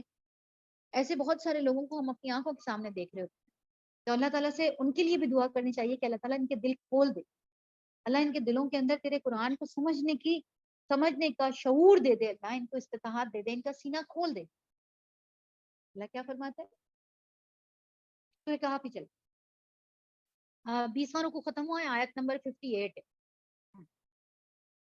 انہوں نے کہا کہ اللہ فرماتا ہے ان کے کانوں میں ہم نے گرانی پیدا کر دی۔ گرانی مطلب جب کوئی بات قرآن کی ہونے لگتی ہے ان کے کانوں میں کچھ اور ہی شور شروع ہو جاتا ہے، اصل بات تک پہنچ ہی نہیں پاتے۔ تو میں نے ہدایت کی طرف کتنا ہی بلاؤ وہ اس حالت میں کبھی ہدایت نہیں پائیں گے۔ تیرا رب بڑا درگزر کرنے والا اور رحیم ہے، یعنی اللہ تو بہت درگزر کرنے والا ہے، اللہ تو اس اسٹیج پر بہت آخر میں جا کر آتا ہے، یہ ذہن میں رکھو، ابتدا میں ہی نہیں آ جاتا، بڑی محنت کر کے بڑی تگ و دو کر کے آپ اللہ کو اس اسٹیج پہ پہنچاتے ہیں کہ جہاں اللہ نہ کرے اللہ اس اسٹیج پہ پہنچ جائے کہ پھر وہ آپ کو آنے ہی نہ۔ اللہ کہتا ہے کہ وہ ان کے کرتوتوں پر انہیں پکڑنا چاہتا تو جلدی عذاب بھیج دیتا، مگر ان کے لیے وعدے کا ایک وقت مقرر، اور وہ اس سے بچ کر بھاگ نکلنے کی یہ کوئی راہ نہیں پائیں۔ یہ عذاب رسیدہ بستیاں تمہارے سامنے موجود ہیں، انہوں نے جب ظلم کیا تو ہم نے انہیں ہلاک کر دیا، اور ان میں سے ہر ایک کی ہلاکت کے لیے ہم نے وقت مقرر کر رکھا تھا۔ ذرا ان کو وہ قصہ سناؤ جو موسیٰ کو پیش آیا تھا جب موسیٰ نے اپنے خادم سے کہا تھا میں اپنا سفر ختم نہیں کروں گا جب تک کہ دونوں دریاؤں کے سنگم پر نہ پہنچاؤں، ورنہ میں ایک زمانے دراز تک چلتا رہوں گا۔ بس جب وہ اس کے سنگم پر پہنچے تو اپنی مستی سے غافل ہو گئے، اور وہ نکل کر دریا میں ایسے چلی گئی جیسے کوئی سرنگ لگی ہو۔ اب یہاں پہ آتا ہے کہ یہ جو ساتھ گئے تھے ان کے بارے میں آتا ہے کہ یہ یوشع بن نون تھے جو بعد میں پھر جو نبی بنے، اور جو طالوت کے ساتھ جو ہم سورہ بقرہ میں پڑھ کے گئے جو پھر انہوں نے کہا تو یہ وہ نبی تھے، روایات سے پتہ چلتا ہے۔ اللہ کیا فرماتا ہے کہ وہ ایسے چلی گئی جیسے کوئی سرنگ لگی ہے۔ آگے جا کر موسیٰ علیہ السلام نے اپنے خادم سے کہا لاؤ ہمارا ناشتہ، آج کے دن سفر نے تو ہمیں بہت تھکا دیا۔ خادم نے کہا آپ نے دیکھا یہ کیا ہوا؟ جب ہم اس چٹان کے پاس سے گزرے تو جب اس چٹان کے پاس ٹھہرے ہوئے تھے تو اس وقت مجھے مچھلی کا خیال نہ رہا، اور شیطان نے مجھ کو ایسا غافل کر دیا کہ میں اس کا ذکر ہی آپ سے کرنا بھول گیا۔ مچھلی تو بڑی عجیب طریقے سے نکل کر دریا میں چلی گئی۔ موسیٰ نے کہا اسی کی تو ہمیں تلاش۔ ہوا کیا کہ وہاں پہ اللہ تعالیٰ نے کیا کہا تھا کہ خضر علیہ السلام سے ملاقات کا وقت۔ سب سے زیادہ علم رکھنے والا کون ہے؟ تو حضرت موسیٰ کو لگا کہ جیسے وقت کا نبی میں ہوں تو مجھ سے زیادہ کس کو علم ہو؟ تو انہوں نے کہا اللہ میں ہی ہوں سب سے زیادہ، مطلب دنیا میں تو اس وقت میرے پاس ہی علم ہے سب سے زیادہ۔ تو اللہ نے کہا اچھا تو تم ذرا فلاں فلاں جگہ جاؤ نا جہاں پہ تمہارے پاس نشانی یہ بتائی تھی کہ تمہارے پاس ہماری جو مچھلی ہوگی ناشتے والی مچھلی ہے، فرائی ہوگی یا وہ ہوگی نا اس کنڈیشن میں ہوگی، پکی ہوئی ہوگی، تو یہ مچھلی تمہارے پاس جو ہوگی یہ نکل کر زندہ ہو کر اور دریا میں چلی جائے گی. اس جگہ پہ تمہیں ہمارا ایک بندہ ملے گا تو تمہیں پتہ چلے کہ علم ہم نے اور کیسے کیسے لوگوں کو علم دے رکھا ہے. اس کا جواب پانے کے لیے تم ذرا جاؤ، ہمارا ایک بندہ تمہیں ملے گا. خضر علیہ السلام کے بارے میں. تو وہاں پہ یہ اپنے ان کو ساتھی کو لے کر وہاں پہنچ گئے. اب جب تھوڑا آگے نکلے تو وہ بھی بتانا بھول گئے، شیطان نے غافل کر دیا ان کو. جب کافی آگے نکل گئے تو انہوں نے کہا ناشتہ لے کر آؤ اپنا. کہاں ہے مچھلی؟ تو مچھلی تو زندہ ہو گئی اور عجیب طریقے سے دریا میں چلی گئی. انہوں نے کہا وہی تو جگہ، وہی تو پوائنٹ تھا جہاں پہ ہمیں وہ بندہ ملنا تھا، واپس چلو اسی جگہ. اور کہاں پہ وہ ہوا تھا؟ یہ واپس آئے. چنانچہ وہ دونوں اپنے نقش قدم پر واپس ہوئے اور وہاں انہوں نے ہمارے بندوں میں سے ایک بندے کو پایا جسے ہم نے اپنی رحمت سے نوازا تھا اور اپنی طرف سے خاص علم عطا کیا. یہ ہر ایک کو نہیں عطا ہوتا. خاص علم تھا. کیا تھا؟ کہ فیوچر کا علم تھا، مستقبل کا علم تھا کہ آگے کیا ہونے والا ہے. یہ آگے ہونے والا علم اللہ تعالیٰ اپنے بندوں میں سے جس کو چاہتا ہے، واللہ عالم اس کے بعد اللہ نے کسی کو دیا یا نہیں دیا. اب ہم اس کھوج میں پڑ جائیں. آج تک لوگ فرما رہے ہوتے ہیں کہ خضر علیہ السلام ابھی بھی آتے ہیں راستہ بتاتے ہیں. کون سی حدیث میں لکھا ہوا ہے کہ خضر علیہ السلام آ کے راستہ بتاتے ہیں؟ دوبارہ کہیں نہیں آتا، کہیں کوئی ذکر نہیں، کچھ بھی نہیں، کچھ نہیں. تو آپ کو کس نے کہا کہ خضر علیہ السلام؟ آپ تو کہہ دیتے ہیں میں گم ہو گیا تھا فلاں جگہ، وہ خضر علیہ السلام نے آ کے مجھے بتایا. ہاں اللہ اکبر. دیکھیں اب اللہ کے ساتھ کس کو شریک ٹھہرا دیا. مطلب پیسے اٹھا کے دریا میں پھینکتے تھے کہ یہ خضر علیہ السلام کا حصہ ہے. سکے. مطلب آپ شرک کی کون کون سی جگہ آپ کو شیطان لے کے جاتا ہے؟ نہیں. جہاں کیونکہ کافر کو تو شیطان اس سے تو مایوس ہو گیا نا، کہانی ختم ہو گئی، پتہ ہی صاف ہو گیا، کافر نے تو جانا ہی جہنم میں. اب شیطان کا سارا فوکس کس پر ہے؟ جن کے اندر کوئی آس ہے، جن کی امید ہے جنت میں جانے کی، ان کو ہٹائے گا نا. وہ تو کافروں سے تو وہ ہو گیا، بے فکر ہو گیا.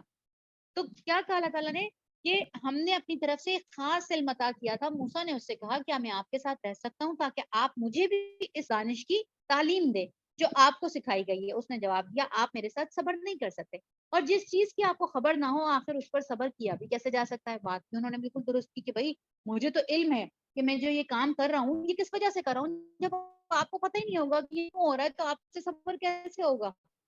موسیٰ نے کہا انشاءاللہ آپ مجھے صبر پائیں گے، میں کسی معاملے میں آپ کی نافرمانی نہیں کروں گا. اس نے کہا اچھا اگر آپ میرے ساتھ چلتے ہیں تو آپ مجھ سے کوئی بات پوچھیں گے نہیں، دونوں میں یہ بات طے ہو، جب تک کہ میں خود آپ کو کوئی بات ذکر نہ کروں. اب وہ دونوں روانہ ہوئے یہاں تک کہ جب وہ ایک کشتی میں سوار ہو گئے تو اس شخص نے کشتی میں شکاف ڈال دیا اور موسیٰ علیہ السلام نے کہا آپ نے اس میں شکاف ڈال دیا تاکہ سب کشتی والوں کو ڈبو دیں، یہ تو آپ نے ایک سخت حرکت کر ڈالی. اس نے کہا میں نے تم سے کہا نہ تھا کہ تم میرے ساتھ صبر نہیں کر سکو گے. اور موسیٰ نے کہا بھول چوک کر مجھے نہ پکڑیے، میرے معاملے میں آپ ذرا سختی سے کام نہ لیں. یعنی آپ کو تو پتا ہے کہ آپ کیوں کر رہے ہیں، مجھے تھوڑی پتا ہے کہ میں آپ تو اتنی سختی نہ کریں، ابھی تو شروع ہے، ابھی تو پہلی چیز کے اوپر آپ نے مجھے پکڑ لیا اور پہلے ہی قدم کے اوپر آپ میری وہ کر رہے ہیں، پکڑ کر رہے ہیں. پھر وہ دونوں چلے یہاں تک کہ ان کو ایک لڑکا اس شخص نے اس سے قتل کر. موسیٰ علیہ السلام نے کہا آپ نے ایک بے گناہ کی جان لے لی، حالانکہ اس نے کسی کا خون نہیں کیا تھا. یعنی شریعت کے اندر کیا تھا؟ شریعت میں تو یہ تھا کہ خون کے بدلے خون ہو نا، تو آپ نے بغیر کسی خون کے اور آپ نے بغیر کسی قتل کے آپ نے اس کو جان سے مار دیا. یہ کام تو آپ نے بہت ہی برا کیا. اس نے کہا میں نے تم سے نہیں کہا تھا کہ تم میرے ساتھ صبر نہیں کر سکتے. موسیٰ نے کہا اگر اس کے بعد میں آپ سے کچھ پوچھوں تو آپ مجھے ساتھ نہ رکھیں. لیجیے اب تو میری طرف سے آپ کو عذر مل گیا.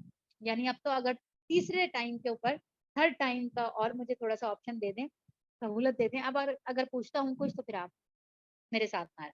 پھر وہ آگے چلے یہاں تک کہ ایک بستی میں پہنچے. وہاں کے لوگوں نے ان لوگوں سے کھانا مانگا مگر انہوں نے ان دونوں کی ضیافت سے انکار کر دیا. مگر وہاں انہوں نے ایک دیوار دیکھی جو گری جاتی تھی. اس شخص نے اس دیوار کو پھر قائم کر دیا. موسیٰ نے کہا اگر آپ چاہتے تو اس کام کی اجرت دے سکتے تھے. مطلب ان گاؤں والوں نے ہمیں کھانا نہیں کھلایا اور آپ انہی کی دیوار چننے کھڑے ہو گئے، تو اس دیوار کے بدلے میں ہی کھانا لے لیتے آپ تو ہم کھانا تو کھاتے. انہوں نے تو ہماری ذرا سی بھی مہمان نوازی نہیں کی اور آپ ہیں کہ ان کی دیواریں گرتی ہوئی سنبھال رہے ہیں. اس نے کہا بس میرا اور تمہارا ساتھ ختم ہو، مطلب بس اتنا ہی چانس ملنا، اس سے زیادہ نہیں. اب میں تمہیں ان باتوں کی تہ تک اصل حقیقت بتاتا ہوں جن پر تم صبر نہیں کر سکتے. اس کشتی کا معاملہ یہ ہے کہ وہ چند غریب آدمیوں کی جو دریا میں محنت مزدوری کرتے. میں نے چاہا کہ اسے عیبدار کر دوں. کیوں عیبدار کر دوں؟ کیونکہ آگے ایک ایسے بادشاہ کا علاقہ تھا جو ہر نئی کشتی کو زبردستی چھین لیتا تھا. جو ایبدار ہوتی تھی کشتی میں کوئی نقص ہوتا تھا صرف وہ کشتی چھوٹتی تھی، اس کے علاوہ ہر نئی کشتی کو وہ قبضہ کر لیتا تھا، اور یہ غریب آدمیوں کی، تو جب اس میں سوراخ ہوگا تو وہ بادشاہ نہیں اس کشتی کو قبضہ کرے گا۔ رہا وہ لڑکا تو اس کے والدین مومن تھے، آپ سمجھیے گا، اس لڑکے کے والدین مومن تھے، اور ہمیں یہ اندیشہ ہوا، یعنی ہمیں سے مراد ان کا نہیں ہے، ان کو تو اللہ کی طرف سے حکم ہوا تھا، اللہ نے یہ کہا کہ یہ لڑکا بڑا ہو کر سرکشی اور کفر سے ان کو تنگ کرے گا، بیٹا بڑا ہو کر سرکشی اور کفر سے ان کو تنگ کرے گا، اس لیے ہم نے چاہا کہ ان کا رب ان کے بدلے ان کو ایسی اولاد دے جو اخلاق میں بھی اس سے بہتر ہو اور جس سے صلہ رحمی بھی زیادہ متوقع ہو۔ اب دیکھیں، اولاد کسی کا تو بیٹا جوان مر گیا، اب ان ماں باپ کی تو کیفیت کیا ہوگی؟ اب ان کو تھوڑی پتا ہے اللہ نے پلان کیا کر رکھا ہے، پلان کیا کیا ہوا ہے، آپ کو دکھ سے بچانے کے لیے سکھ کا بندوبست کیا ہوا ہے، ایک اور دکھ دے کر، ایک دکھ دے کر بڑے دکھ سے بچایا رہا ہے اللہ، آپ کو اس کے بدلے میں سکھ دے رہا ہے، دکھ مل گیا، دکھ کے بدلے آپ نے صبر کیا، آپ نے کہا انا للہ و انا الیہ راجعون، آپ کے لیے جنت کے اندر ایک محل بن گیا بیت الحمد کے نام سے، آگے جو آپ کو اس بچے نے ستانا تھا، جو کفر میں چلے جانا تھا اس سے بھی بچ گئے آپ۔ تیسرا کیا ہوا کہ اس کا نعم البدل اللہ نے اتنا فرما بردار آپ کو اولاد دی کہ وہ پھر آپ کے لیے سکھ کا باعث ہو گئی۔ تو کہیں آپ کو اس پوری پلاننگ میں آپ کا نقصان نظر آ رہا ہے؟ انسان کا نقصان کہیں نظر آ رہا ہے؟ بظاہر کیا ہوا؟ جوان بیٹا چلا گیا، بظاہر کیا ہوا کہ اتنا بڑا غم پہاڑ ٹوٹ گیا، لیکن پیچھے پلاننگ دیکھیں کتنی خوبصورت تھی، جنت میں گھر مل گیا آپ کے صبر کے اوپر، آپ کو بڑے دکھ سے بچا لیا گیا کہ وہ بچہ جوان ہو کر اور آپ کے لیے باعث دکھ بنتا۔ تیسری چیز کیا کی کہ آپ کو نعم البدل اتنا پیارا دے دیا کہ آخر میں بڑھاپے پہ آپ کا ساتھ دے گا، آپ کو سکھ دے گا۔ تو رب کی پلاننگ کے اوپر کبھی بھی سوال نہیں ہوتا، ہم اٹھاتے ہیں، ہم کمزور لوگ ہیں، ہم کہتے ہیں اللہ کیوں نہیں، ہمیں سمجھ نہیں آ رہی کہ اللہ ایسے اور ایسے کیوں نہیں کر رہا۔ کتنی دفعہ ایسا ہوتا ہے کہ ہمیں ایسے لگتا ہے بس یہ چیز ایسے ہو کیوں نہیں رہی، ہم تو بڑا چاہ رہے ہیں، پتہ نہیں کیا حکمت ہے اللہ کی کہ جو آپ کے ساری چاہت کے باوجود، آپ کی ساری کوششوں کے باوجود وہ چیز نہیں ہو پا رہی۔ اس کا مطلب یہ ہے کہ کچھ ہے دیوار کے اس طرف جو آپ کو اس سے بچا رہا ہے، آپ بہت کوشش کر رہے ہیں کہ دیوار کے اس طرف چلے جائیں، اللہ نہیں جانے دے رہا، تو اس کے اوپر پھر اللہ کا شکر بھی ادا کریں اور اللہ سے کہیں اللہ اس کے اندر یقیناً کوئی مصلحت، یقیناً کوئی حکمت ہے تیری، بس میرے لیے بہتر کر دے۔ اللہ فرماتا ہے کہ اس نے کہا کہ اور اس دیوار کا معاملہ یہ ہے کہ یہ دو یتیم لڑکے، تیسری بات، جس گاؤں کے رہنے والوں نے کھانا نہیں کھلایا، وہاں پہ گرتی ہوئی دیوار کو جو تعمیر کیا، تو اس دیوار کی حقیقت یہ ہے کہ یہ دو یتیم بچوں کی ہے جو اس شہر میں رہتے ہیں، اس دیوار کے نیچے ان بچوں کے لیے ایک خزانہ دفن ہے، اور ان کا باپ ایک نیک آدمی۔ اتنی پیاری آیت ہے سورہ کہف، اتنی پیاری آیت ہے کہ وہ جو میں آپ کو بتا رہی تھی نا کہ ایک سعودی ڈاکٹر ہیں اور عالم بھی ہیں، وہ کہتے ہیں مجھے راتوں کو نوافل کے اندر کھڑا رکھتی ہے یہ آیت، بابو صالح، ان کا باپ صالح تھا، جن کا باپ صالح ہوتا ہے اللہ ان کے بچوں کو کیسے سنبھال کے پالتا ہے، ان کی حفاظت کرنے کے لیے خضر کو بھیج دیتا ہے اللہ۔ کیا کہا؟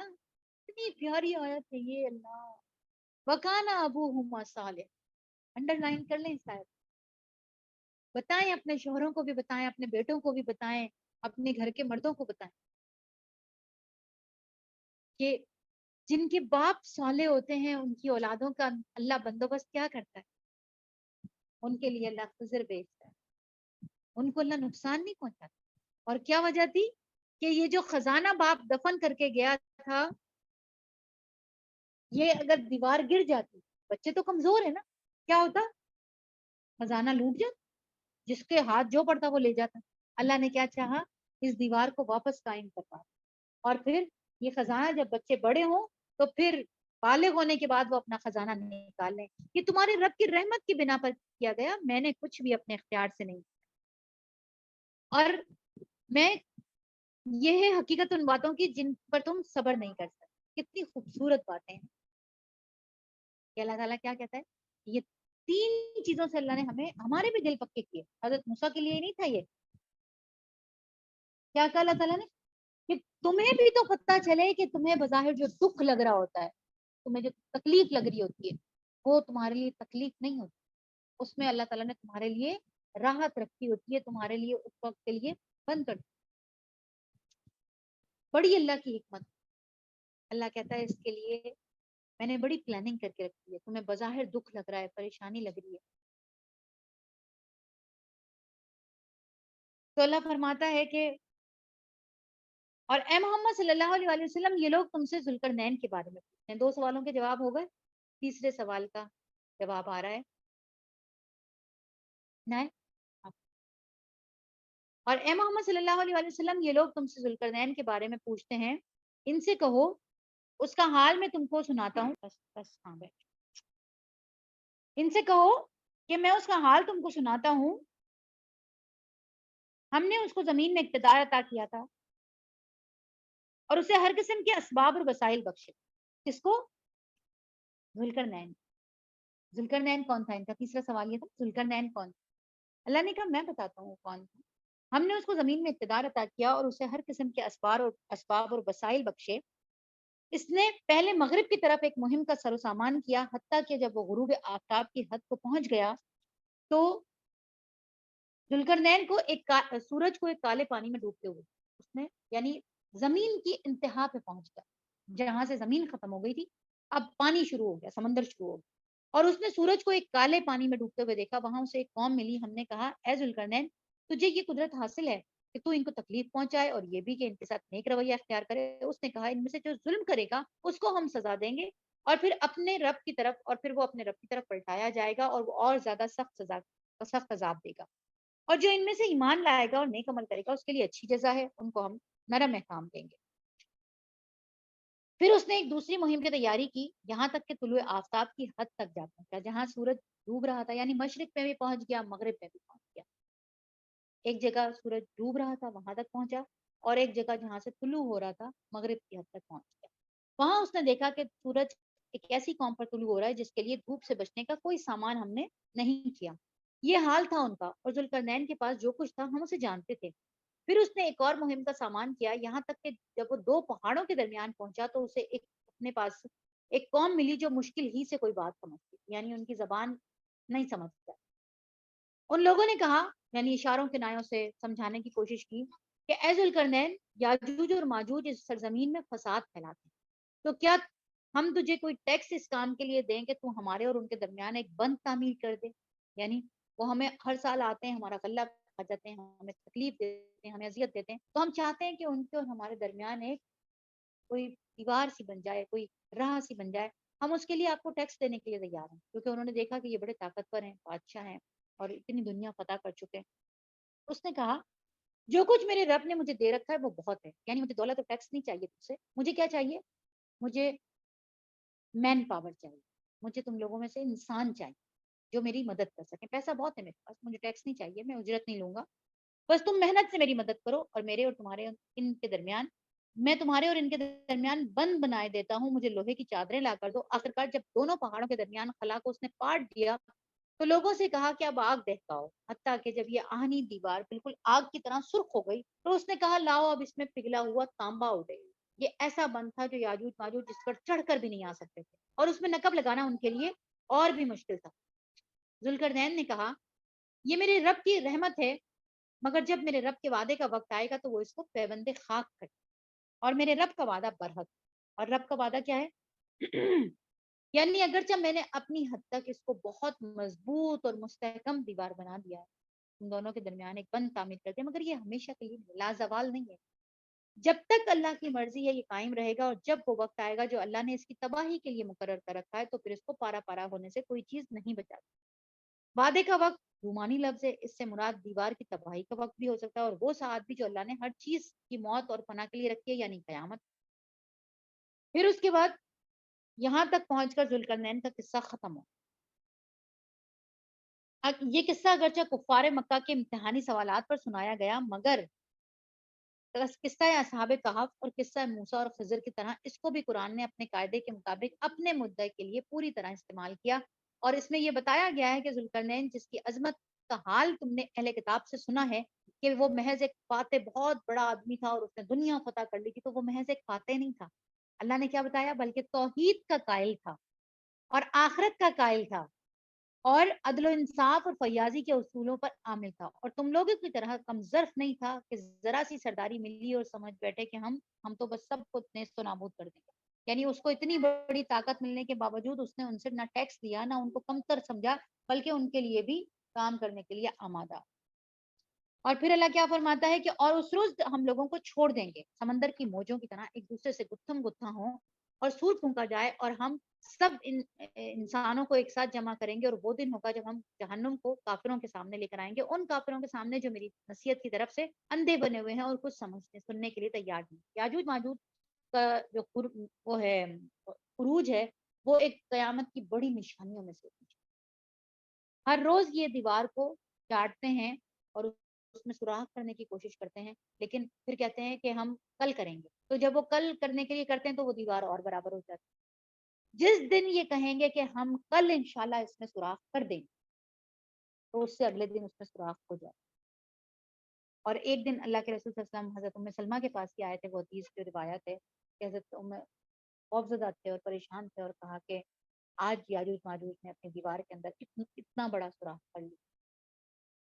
یہ بھی ایک روایت کے اندر آتا ہے کہ پریشان تھے اللہ کے رسول کہ آج یاجوج ماجوج نے بڑا کر دیا. تو یاجوج ماجوج کا خروج ہونا، اور یہ کیا کریں گے؟ یہ ایسے ہوں گے کہ یہ پوری دنیا میں چھا جائیں گے، احادیث سے پتہ چلتا ہے، اور کوئی ان کو کنٹرول نہیں کر سکے گا. یہ ساری دنیا کا جو پانی ہوگا وہ پانی پی جائیں گے، یہ سارا رزق کھا جائیں گے، اور یہ لوگوں کو قتل کریں گے. بری طرح قتل عام ہوگا، اتنا قتل ہوگا دنیا کے اندر کہ بری طرح سے قتل عام. اور آخر کے اندر یہ ہوگا کہ پھر یہ جب ساری دنیا کا قتل عام کر چکیں گے تو پھر یہ کہیں گے اب ہم آسمان میں نعوذ باللہ اللہ کو بھی قتل کریں گے. ان کا عقیدہ یہ ہوگا کہ ہم فرشتوں کو قتل کریں گے اور اوپر. تو یہ کیا کریں گے کہ اپنے تیروں کا رخ آسمان کی طرف کر دیں. اچھا، جب یہ آسمان کی طرف تیروں کا رخ کریں گے کہ اللہ کی طرف سے ان تیروں کے اوپر خون لگ لگ کے واپس آئے گا، تو یہ بے فکر ہو کے کہیں گے دیکھو ہم نے مار دیا، استغفر اللہ نعوذ باللہ، دیکھو یہ خون لگ لگ کے آ رہا ہے، ہم نے اوپر بھی سب کو کام تمام کر. اس وقت پھر جب یہ بالکل بے قابو ہو جائیں گے، کسی کے کنٹرول میں نہیں ہوں گے، تو اللہ ان کی بدھی کے اندر ایک ایسا کیڑا پیدا کر دے گا کہ جس سے پھر یہ خود و خود مر جائے. صرف اس بدھی کے کیڑے سے ان کو ایسی بیماری لگے گی کہ یہ پٹ پٹ پٹ پٹ مرنا شروع ہو. باقی ان کو کوئی تکلیف نہیں. ہاں، یہ حضرت عیسیٰ کے آنے سے پہلے ہوگا، یہ دجال سے بھی پہلے ہوگا. اس کے بعد تو پھر دنیا ہی چینج ہو جائے گی نا. حضرت عیسیٰ کے آنے کے بعد تو پھر پوری دنیا میں سوائے مسلمانوں کے کوئی نہیں رہے. تو یاجوج اور ماجوج سے بھی پناہ مانگتے ہیں، کیونکہ یہ بڑے ظالم لوگ دنیا کے اندر رزق بھی کھا جائیں گے، پانی بھی پی جائیں گے، ہر طرح کے وسائل تباہ اور برباد کر دیں گے، یہ کھیتیاں اجاڑ دیں گے. اور ان کے بارے میں آتا ہے کہ یہ اون کے جوتے پہنے ہوئے ہوں گے اور چھوٹے چھوٹے قد کے ہوں گے اور اندر دھسی ہوئی ان کی آنکھیں ہوں گی اس طرح کی. زیادہ تر لوگوں کا خیال یہ مفسرین کہتے ہیں کہ یہ چائنیز ٹائپ کے جو لوگ ہوں گے نا، ان کے بارے میں آتا ہے کہ یہ ہوں گے. آپ دیکھیں چائنیز ہر چیز کھا جاتے ہیں، آبادی بھی اسی طرح سے بڑھ رہی ہے، اور ان کے جو جوتے پہنتے ہیں وہ بھی اسی طرح کے ہیں. اب ہو سکتا ہے انہی کی کوئی نسل ہو جو اور کہیں پیچھے بند ہوئی بھی ہے اور وہ کسی وقت یلغار کر دے. دیوار کے بارے میں تو بس یہی آتا ہے. ایک حدیث آتی ہے، اور بھی شاید ہو سکتا ہے اس کے ساتھ ساتھ لیکن میں نے وہی ایک حدیث پڑھی ہے تم ام سلمہ کو آ کے آپ نے بڑے پریشان اور آ کے کہا کہ آج تو یاجوج ماجوج کی دیوار کے اندر اتنا لیکن یہ کہ ان کا سوراخ وہ بند ہوتا چلا جاتا ہے، اور جب وہ انشاءاللہ کہہ دیں گے تو بس پھر وہ سوراخ سے باہر نکل اللہ اس کو واپس کراتا. تو اللہ تعالیٰ کیا فرماتے ہیں کہ ہم کیا کریں گے؟ ہم جب ہم جہنم کو کافروں کے سامنے لے کر آئیں گے، وہ دن ہوگا ان کافروں کے سامنے جو میری نصیحت کی طرف سے اندھے بنے ہوئے تھے اور کچھ سننے کے لیے تیار ہی نہ تھے. تو کیا یہ لوگ جنہوں نے کفر اختیار کیا ہے یہ خیال رکھتے ہیں کہ مجھے چھوڑ کر میرے بندوں کو اپنا کارساز بنا لیں؟ ہم نے ایسے کافروں کی ضیافت کے لیے جہنم تیار کر رکھی ہے. ضیافت کس کو کہتے ہیں؟ اور یہاں پہ بھی اللہ تعالیٰ کیا کہہ رہا ہے؟ آتدنا کیا مطلب؟ اعدت سے نکلا ہے نا، وہی روٹ ورڈ ہے اس کا. اسپیشل تیار کی گئی، کسٹمائز کی گئی. جیسے جنت کسٹمائز کی جنتیوں کے لیے، ایسے ہی جہنم کو بھی اللہ تعالیٰ نے ان لوگوں کے لیے کیا ہے. اللہ ہمیں بچائے جہنم کے حساب سے، ہماری نسلوں کو، ہماری اولادوں کو، ہمارے بچوں کو، ہمارے والدین، ہمارے بہن بھائیوں کو. اللہ ہم سب کو بچائے پروردگار، آمین یا رب العالمین. اے محمد صلی اللہ علیہ وآلہ وسلم ان سے کہو کیا ہم تمہیں بتائیں کہ اپنے اعمال نامے میں سب سے زیادہ ناکام اور نامراد کون لوگ ہیں؟ وہ کہ دنیا کی زندگی میں جن کی ساری صحیح اور جدوجہد راہ راست سے بھٹکی رہی اور وہ سمجھتے رہے کہ وہ سب کچھ ٹھیک کر رہے ہیں، یہ وہ لوگ ہیں جنہوں نے اپنے رب کی آیات کو ماننے سے انکار کر دیا ہے اور اس کے حضور پیشی کا یقین نہیں کیا۔ ان کے سارے اعمال ضائع ہو گئے، قیامت کے روز ہم انہیں کوئی وزن نہیں دیں گے، یعنی ان کے پلڑے بالکل خالی ہوں اور ان کی جزا جہنم ہے، اس کفر کے بدلے جو انہوں نے کیا اور اس مذاق کی پاداش میں جو یہ میری آیات اور میرے رسولوں کے ساتھ کرتے رہے۔ البتہ جو لوگ ایمان لائے اور جنہوں نے نیک عمل کیے، ان کی میزبانی کے لیے فردوس کے باغ ہوں گے جن میں وہ ہمیشہ رہیں گے، کبھی اس جگہ سے نکل کر کہیں جانے کو ان کا جی نہیں چاہے گا۔ اے محمد صلی اللہ علیہ وسلم کہو، اگر سمندر میرے رب کی باتیں لکھنے کے لیے روشنائی بن جائے تو وہ ختم ہو جائے، مگر میرے رب کی باتیں ختم نہیں ہوں گی، بلکہ اگر اتنی ہی روشنائی ہم اور لے آئیں تو وہ بھی کفایت نہ کرے، وہ بھی پوری نہیں ہو۔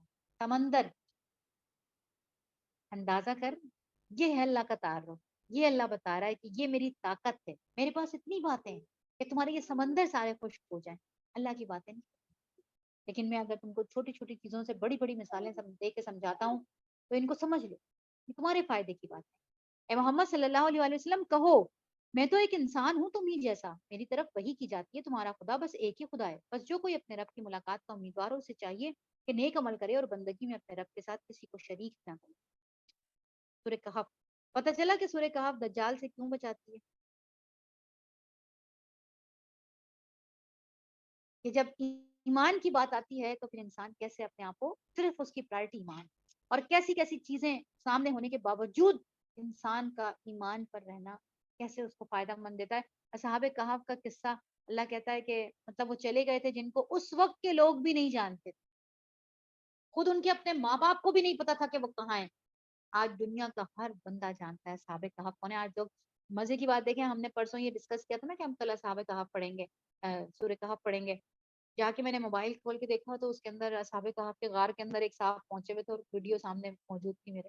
ابھی ہم نے صرف یہ بات کی تھی کہ کل ہم سورہ کہف پڑھیں گے، اور پھر رات کو کیا ہوا کہ میرے پاس وہ اسلام 360 ہے نا، تو وہ ڈیلی کی آیات دیتا ہے کہ آج کی آپ کی یہ آیات ہے، آج کی آپ کی یہ آیات۔ کل ہم سورہ کہف یہاں پڑھ کے گئے، کل اپنا ہی پرسوں، اور میں گئی ہوں رات کو تو میرے پاس آیا کہ آج کی آپ کی جو آیت ہے وہ سورہ کہف کی آیت ہے۔ یہ آپ کو ایسے ریڈ کر، یہ دنیا کی ٹیکنالوجی ہے، تو آپ کا رب آپ کو کیسے دیکھ رہا ہو؟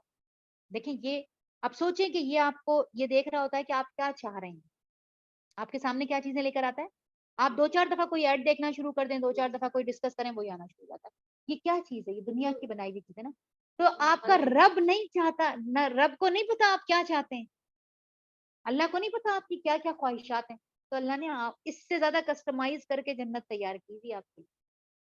اللہ کے رسول صلی اللہ علیہ وسلم، حضرت عائشہ فرماتی ہیں کہ سب سے پہلے میں ہی تھی پوچھنے والی کہ جب حوروں کی آیت آئی تو میں نے اللہ کے رسول سے کہا، اللہ کے رسول مردوں کے لیے تو حوریں اور عورتوں کے لیے؟ تو اللہ کے رسول مسکرائے اور فرمایا کہ عائشہ وہ کچھ ہے جو کسی آنکھ نے دیکھا نہیں، جو کسی کان نے سنا نہیں، جو کسی دل نے سوچا نہیں، وہ کچھ ہے۔ اور تم کیا سمجھ رہے ہو اللہ ایسے ہی چھوڑ دے؟ ہمارے دل تنگ ہوتے ہیں، ہم کہتے ہیں لوگ یہاں بھی سوکنے وہاں بھی سوکنے، ہر جگہ ہی اللہ تعالیٰ نے ہمارے لیے کوئی آزمائش ہی رکھی ہے، لیکن ایسا نہیں ہے۔ حور ویسے عربی کے اندر کہتے ہیں کپل، کچھ علماء کہتے ہیں کہ حور جو ہے وہ کپل کو کہا جاتا ہے، خوبصورت آنکھوں ہے، مردوں کے لیے عورتیں اور عورتوں کے لیے مرد، اللہ عالم۔ لیکن اللہ سے امید یہ رکھنی چاہیے، اللہ تعالیٰ خود کہتا ہے کہ میں عورت اور مرد ہونے کی وجہ سے کسی کا اجر کم اور زیادہ نہیں کرتی۔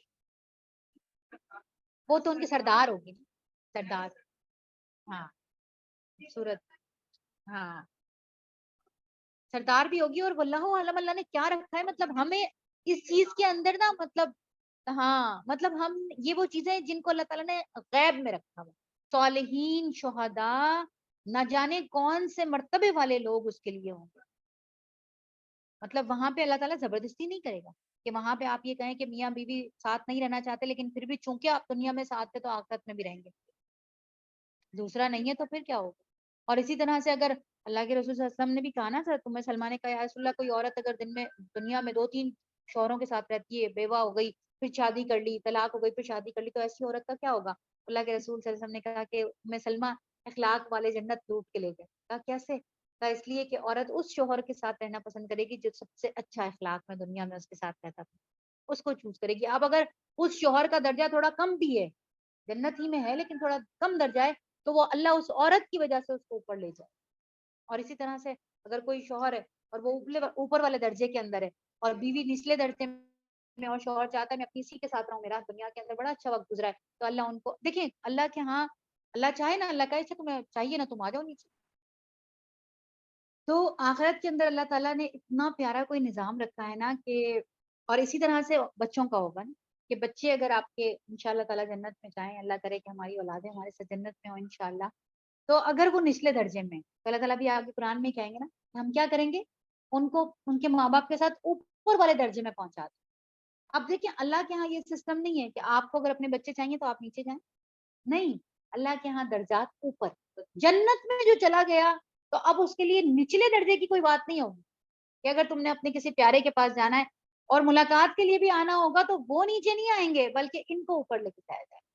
کہنا چاہیے ہمیں ایک دوسرے سے وعدہ لینا چاہیے, خاص طور پہ ایمان کے جو ساتھی ہوتے ہیں, کہ اللہ تعالیٰ کون جانے اللہ کے نزدیک کون زیادہ قریب ہے نا, ہمیں تو نہیں پتا کون رتبے کے لحاظ سے اللہ کے قریب ہے, اللہ کو کس نے اپنے سے قریب کر رکھا ہے. تو کم از کم جو ایمان کے ساتھی ہیں وہی ایک دوسرے کو یہ کہیں کہ بھئی ہمیں بھی یاد رکھیے گا جنت میں جب جائیں تو بھولیے گا نہیں, یاد رکھیے گا, اور نظر نہ آئے تو پھر پوچھیے گا ضرور, سوال ضرور کیجیے گا. اللہ آپ ایک دوسرے کی یاد کریں, اللہ کرے اللہ آپ کے گمان کے جیسا کر دے پروردگار, اور آپ لوگ بلکہ پہنچے تو دیکھیے گا کہ کہاں کہاں کس کس سے کیا کیا پڑھا تھا. ہو سکتا ہے کہ کہتے ہیں نا اللہ کے رسول کہتے ہیں تم آگے پہنچاؤ جو تو اس وقت سن رہا ہے, کون جانے کہ جو اگلا سن رہا ہو وہ اس سے زیادہ عمل کرنے والا, کون جانے کہ جو پڑھانے والا ہوتا ہے ٹیچر وہ وہیں رہ جاتا ہے, جو اس سے پڑھ کے جاتے ہیں وہ کوئی کسی مرتبے پہ پہنچا ہوتا ہے, کوئی کسی مرتبے پہ پہنچا ہوتا ہے, وہ تو اسی جگہ بیٹھا ہوتا ہے. تو بس جب جو جس جگہ پہنچ جائے وہ اس جگہ جا کے اللہ کیا یاد کرائے کہ اللہ میں نے ان سے یہ اور یہ چیز سیکھی تھی پروردگار, تو ان کی بھی کوئی غلطیاں کوتاہیاں ہیں ان کو معاف کر کے, اور ان کو بھی درجات دے اور ان کو بھی بلاؤ اوپر. آمین یا رب العالمین. وآخر دعواہم ان الحمد للہ رب العالمین وصلی اللہ تعالی علی خیر خلقہ واصحابہ اجمعین برحمتک یا ارحم الراحمین, آمین یا رب العالمین. سبحان اللہ و بحمدہ, سبحان اللہ العظیم, سبحان اللہ و بحمدہ, عدد خلقہ ورضا نفسہ وزنۃ عرشہ ومداد کلماتہ. اللهم صل على محمد وعلى ال محمد كما صليت على ابراهيم وعلى ال ابراهيم انك حميد مجيد. اللهم بارك على محمد وعلى ال محمد كما باركت على ابراهيم وعلى ال ابراهيم. ربنا ظلمنا انفسنا وان لم تغفر لنا وترحمنا لنكونن من الخاسرين. ربنا لا تزغ قلوبنا بعد إذ هديتنا وهب لنا من لدنك رحمة إنك أنت الوهاب. ربنا آتنا في الدنيا حسنة وفي الآخرة حسنة وقنا عذاب القبر وقنا عذاب الحشر وقنا عذاب الميزان. یا ارحم الراحمین, یا پاک پروردگار, تیرا پاک کلام پڑھا اللہ, اس پہ غور و فکر کیا, یا اللہ اس کو سمجھنے کی کوشش کی, یا ارحم الراحمین اس کو اپنی بارگاہ میں بڑھا چڑھا کے قبول کیجیے گا. مولا کریم اس کو ہمارے حق میں آخرت میں حجت بنا کے کھڑا کیجیے گا, ہمیں اس پر عمل کرنے میں آسانیاں فراہم کیجیے.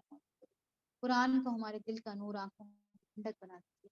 یا ارحم الراحمین ہماری اولادوں کو بھی اس راہ پر چلنے والا بنا, ان کو ہمارے لیے صدقہ جاریہ بنا دے, اور ہمیں اپنے ماں باپ کے لیے صدقہ جاریہ بنا دے. یا ارحم الراحمین ہمارے گناہوں کو معاف کر دیں, وہ ہم سے اتنا دور کر دیں جیسے مشرق اور مغرب میں پانی. اللہ ہر وہ بری حرکت, ہر وہ برا فعل جس کی وجہ سے ہوتا ہے اللہ کا, اس کو بھی ہم سے دور کر دے. ایسے لوگوں کو ہماری زندگیوں سے اللہ نکال دے جو ہمارے لیے گناہ کا سبب ہو, ہمارے لیے رنج کا سبب ہو, اور ہمیں تکلیف کا سبب ہے. مولا کریم ہماری دعاؤں کو قبول کر. یا ارحم الراحمین وہ دعائیں بھی جو ہم دلوں میں چھپا کر رکھتے ہیں اللہ تو جانتا ہے, ہماری خواہشات کو, ہماری پریشانیوں کو, ہماری مشکلات کو اللہ ہم سب سے وہ دور کر دے. یا ارحم الراحمین بچے اور بچیوں کو نیک اور صالح جوڑے عطا کر. پروردگار ان کے لیے ایسے جوڑے بھیج جو ان کا ہاتھ تھام کر جنت تک ساتھ لے کر جائیں. اللہ گھروں میں سکون ہو, اللہ ایسے جوڑے بھیج پروردگار جو ان کی قدر کریں, ان سے محبت کریں, ان کے ایمان کی حفاظت کریں. پروردگار جو بچیاں گھروں میں پریشان بیٹھ, یا اللہ ایسی بھی بچیاں جو بسی ہوئی تو ہیں اللہ لیکن پھر بھی بسی بھی نہیں ہے, ان کے شوہروں کی طرف سے وہ تکلیف میں ہے, اذیت میں ہے. پروردگار ان کے بہترین فیصلہ کر ان کے حق. اللہ ان کا گھر بسا تو بہترین طریقے سے بسا, اور اللہ ان کا فیصلہ کر تو بہترین طریقے سے کر. اللہ ان کے لیے آسانیاں کرنا, پروردگار ان کے لیے راہیں آسان کرنا. یا ارحم الراحمین یا پاک پروردگار جو لوگ بیمار ہیں اللہ, جو پریشان حال ہے اللہ, ان بیماریوں کو دور کر, ان کو شفا یاب کر, ہر طرح کی تکلیف سے نجات دیتے اللہ. جو لوگ بے اولاد ہیں اللہ ان کو نیک اور صالح اولاد عطا کر. جو رزق کی وجہ سے پریشان ہیں ان کو حلال اور جائز روزی عطا کر. اللہ ہم نے جو کچھ بھی مانگا پروردگار وہ بھی عطا کر دے، اور جو نہیں مانگا اللہ وہ بھی عطا کر دے۔ ہر اس چیز کا سوال کرتے ہیں جس کا سوال تیرے محبوب صلی اللہ علیہ وآلہ وسلم نے کیا، ہر اس چیز سے پناہ مانگتے ہیں جس سے پناہ تیرے محبوب صلی اللہ علیہ وآلہ وسلم کی پناہ۔ یا اللہ، یا رحمان، یا رحیم، ہمارے گناہوں کو ہم سے دور کر، ہماری دعاؤں کو قبول کر لے، ہمارے لیے آسانیاں کر دے، اس رمضان کو ہمارے لیے بخشش کا سامان کر دینا پر۔ یا ارحم الراحمین، ہماری تھوڑی ٹوٹی پھوٹی عبادتوں کو بھی بڑھا چڑھا کے قبول کر لینا۔ یا ارحم الراحمین، ہمیں جب اپنے پاس بلانا تو اس حال میں کہ تو ہم سے راضی ہو اللہ، اور ہم اپنے انجام سے خوش۔ آمین یا رب العالمین۔ صلی اللہ تعالیٰ علی خیر خلقہ و اصحابہ اجمعین برحمتک یا ارحم اللہ۔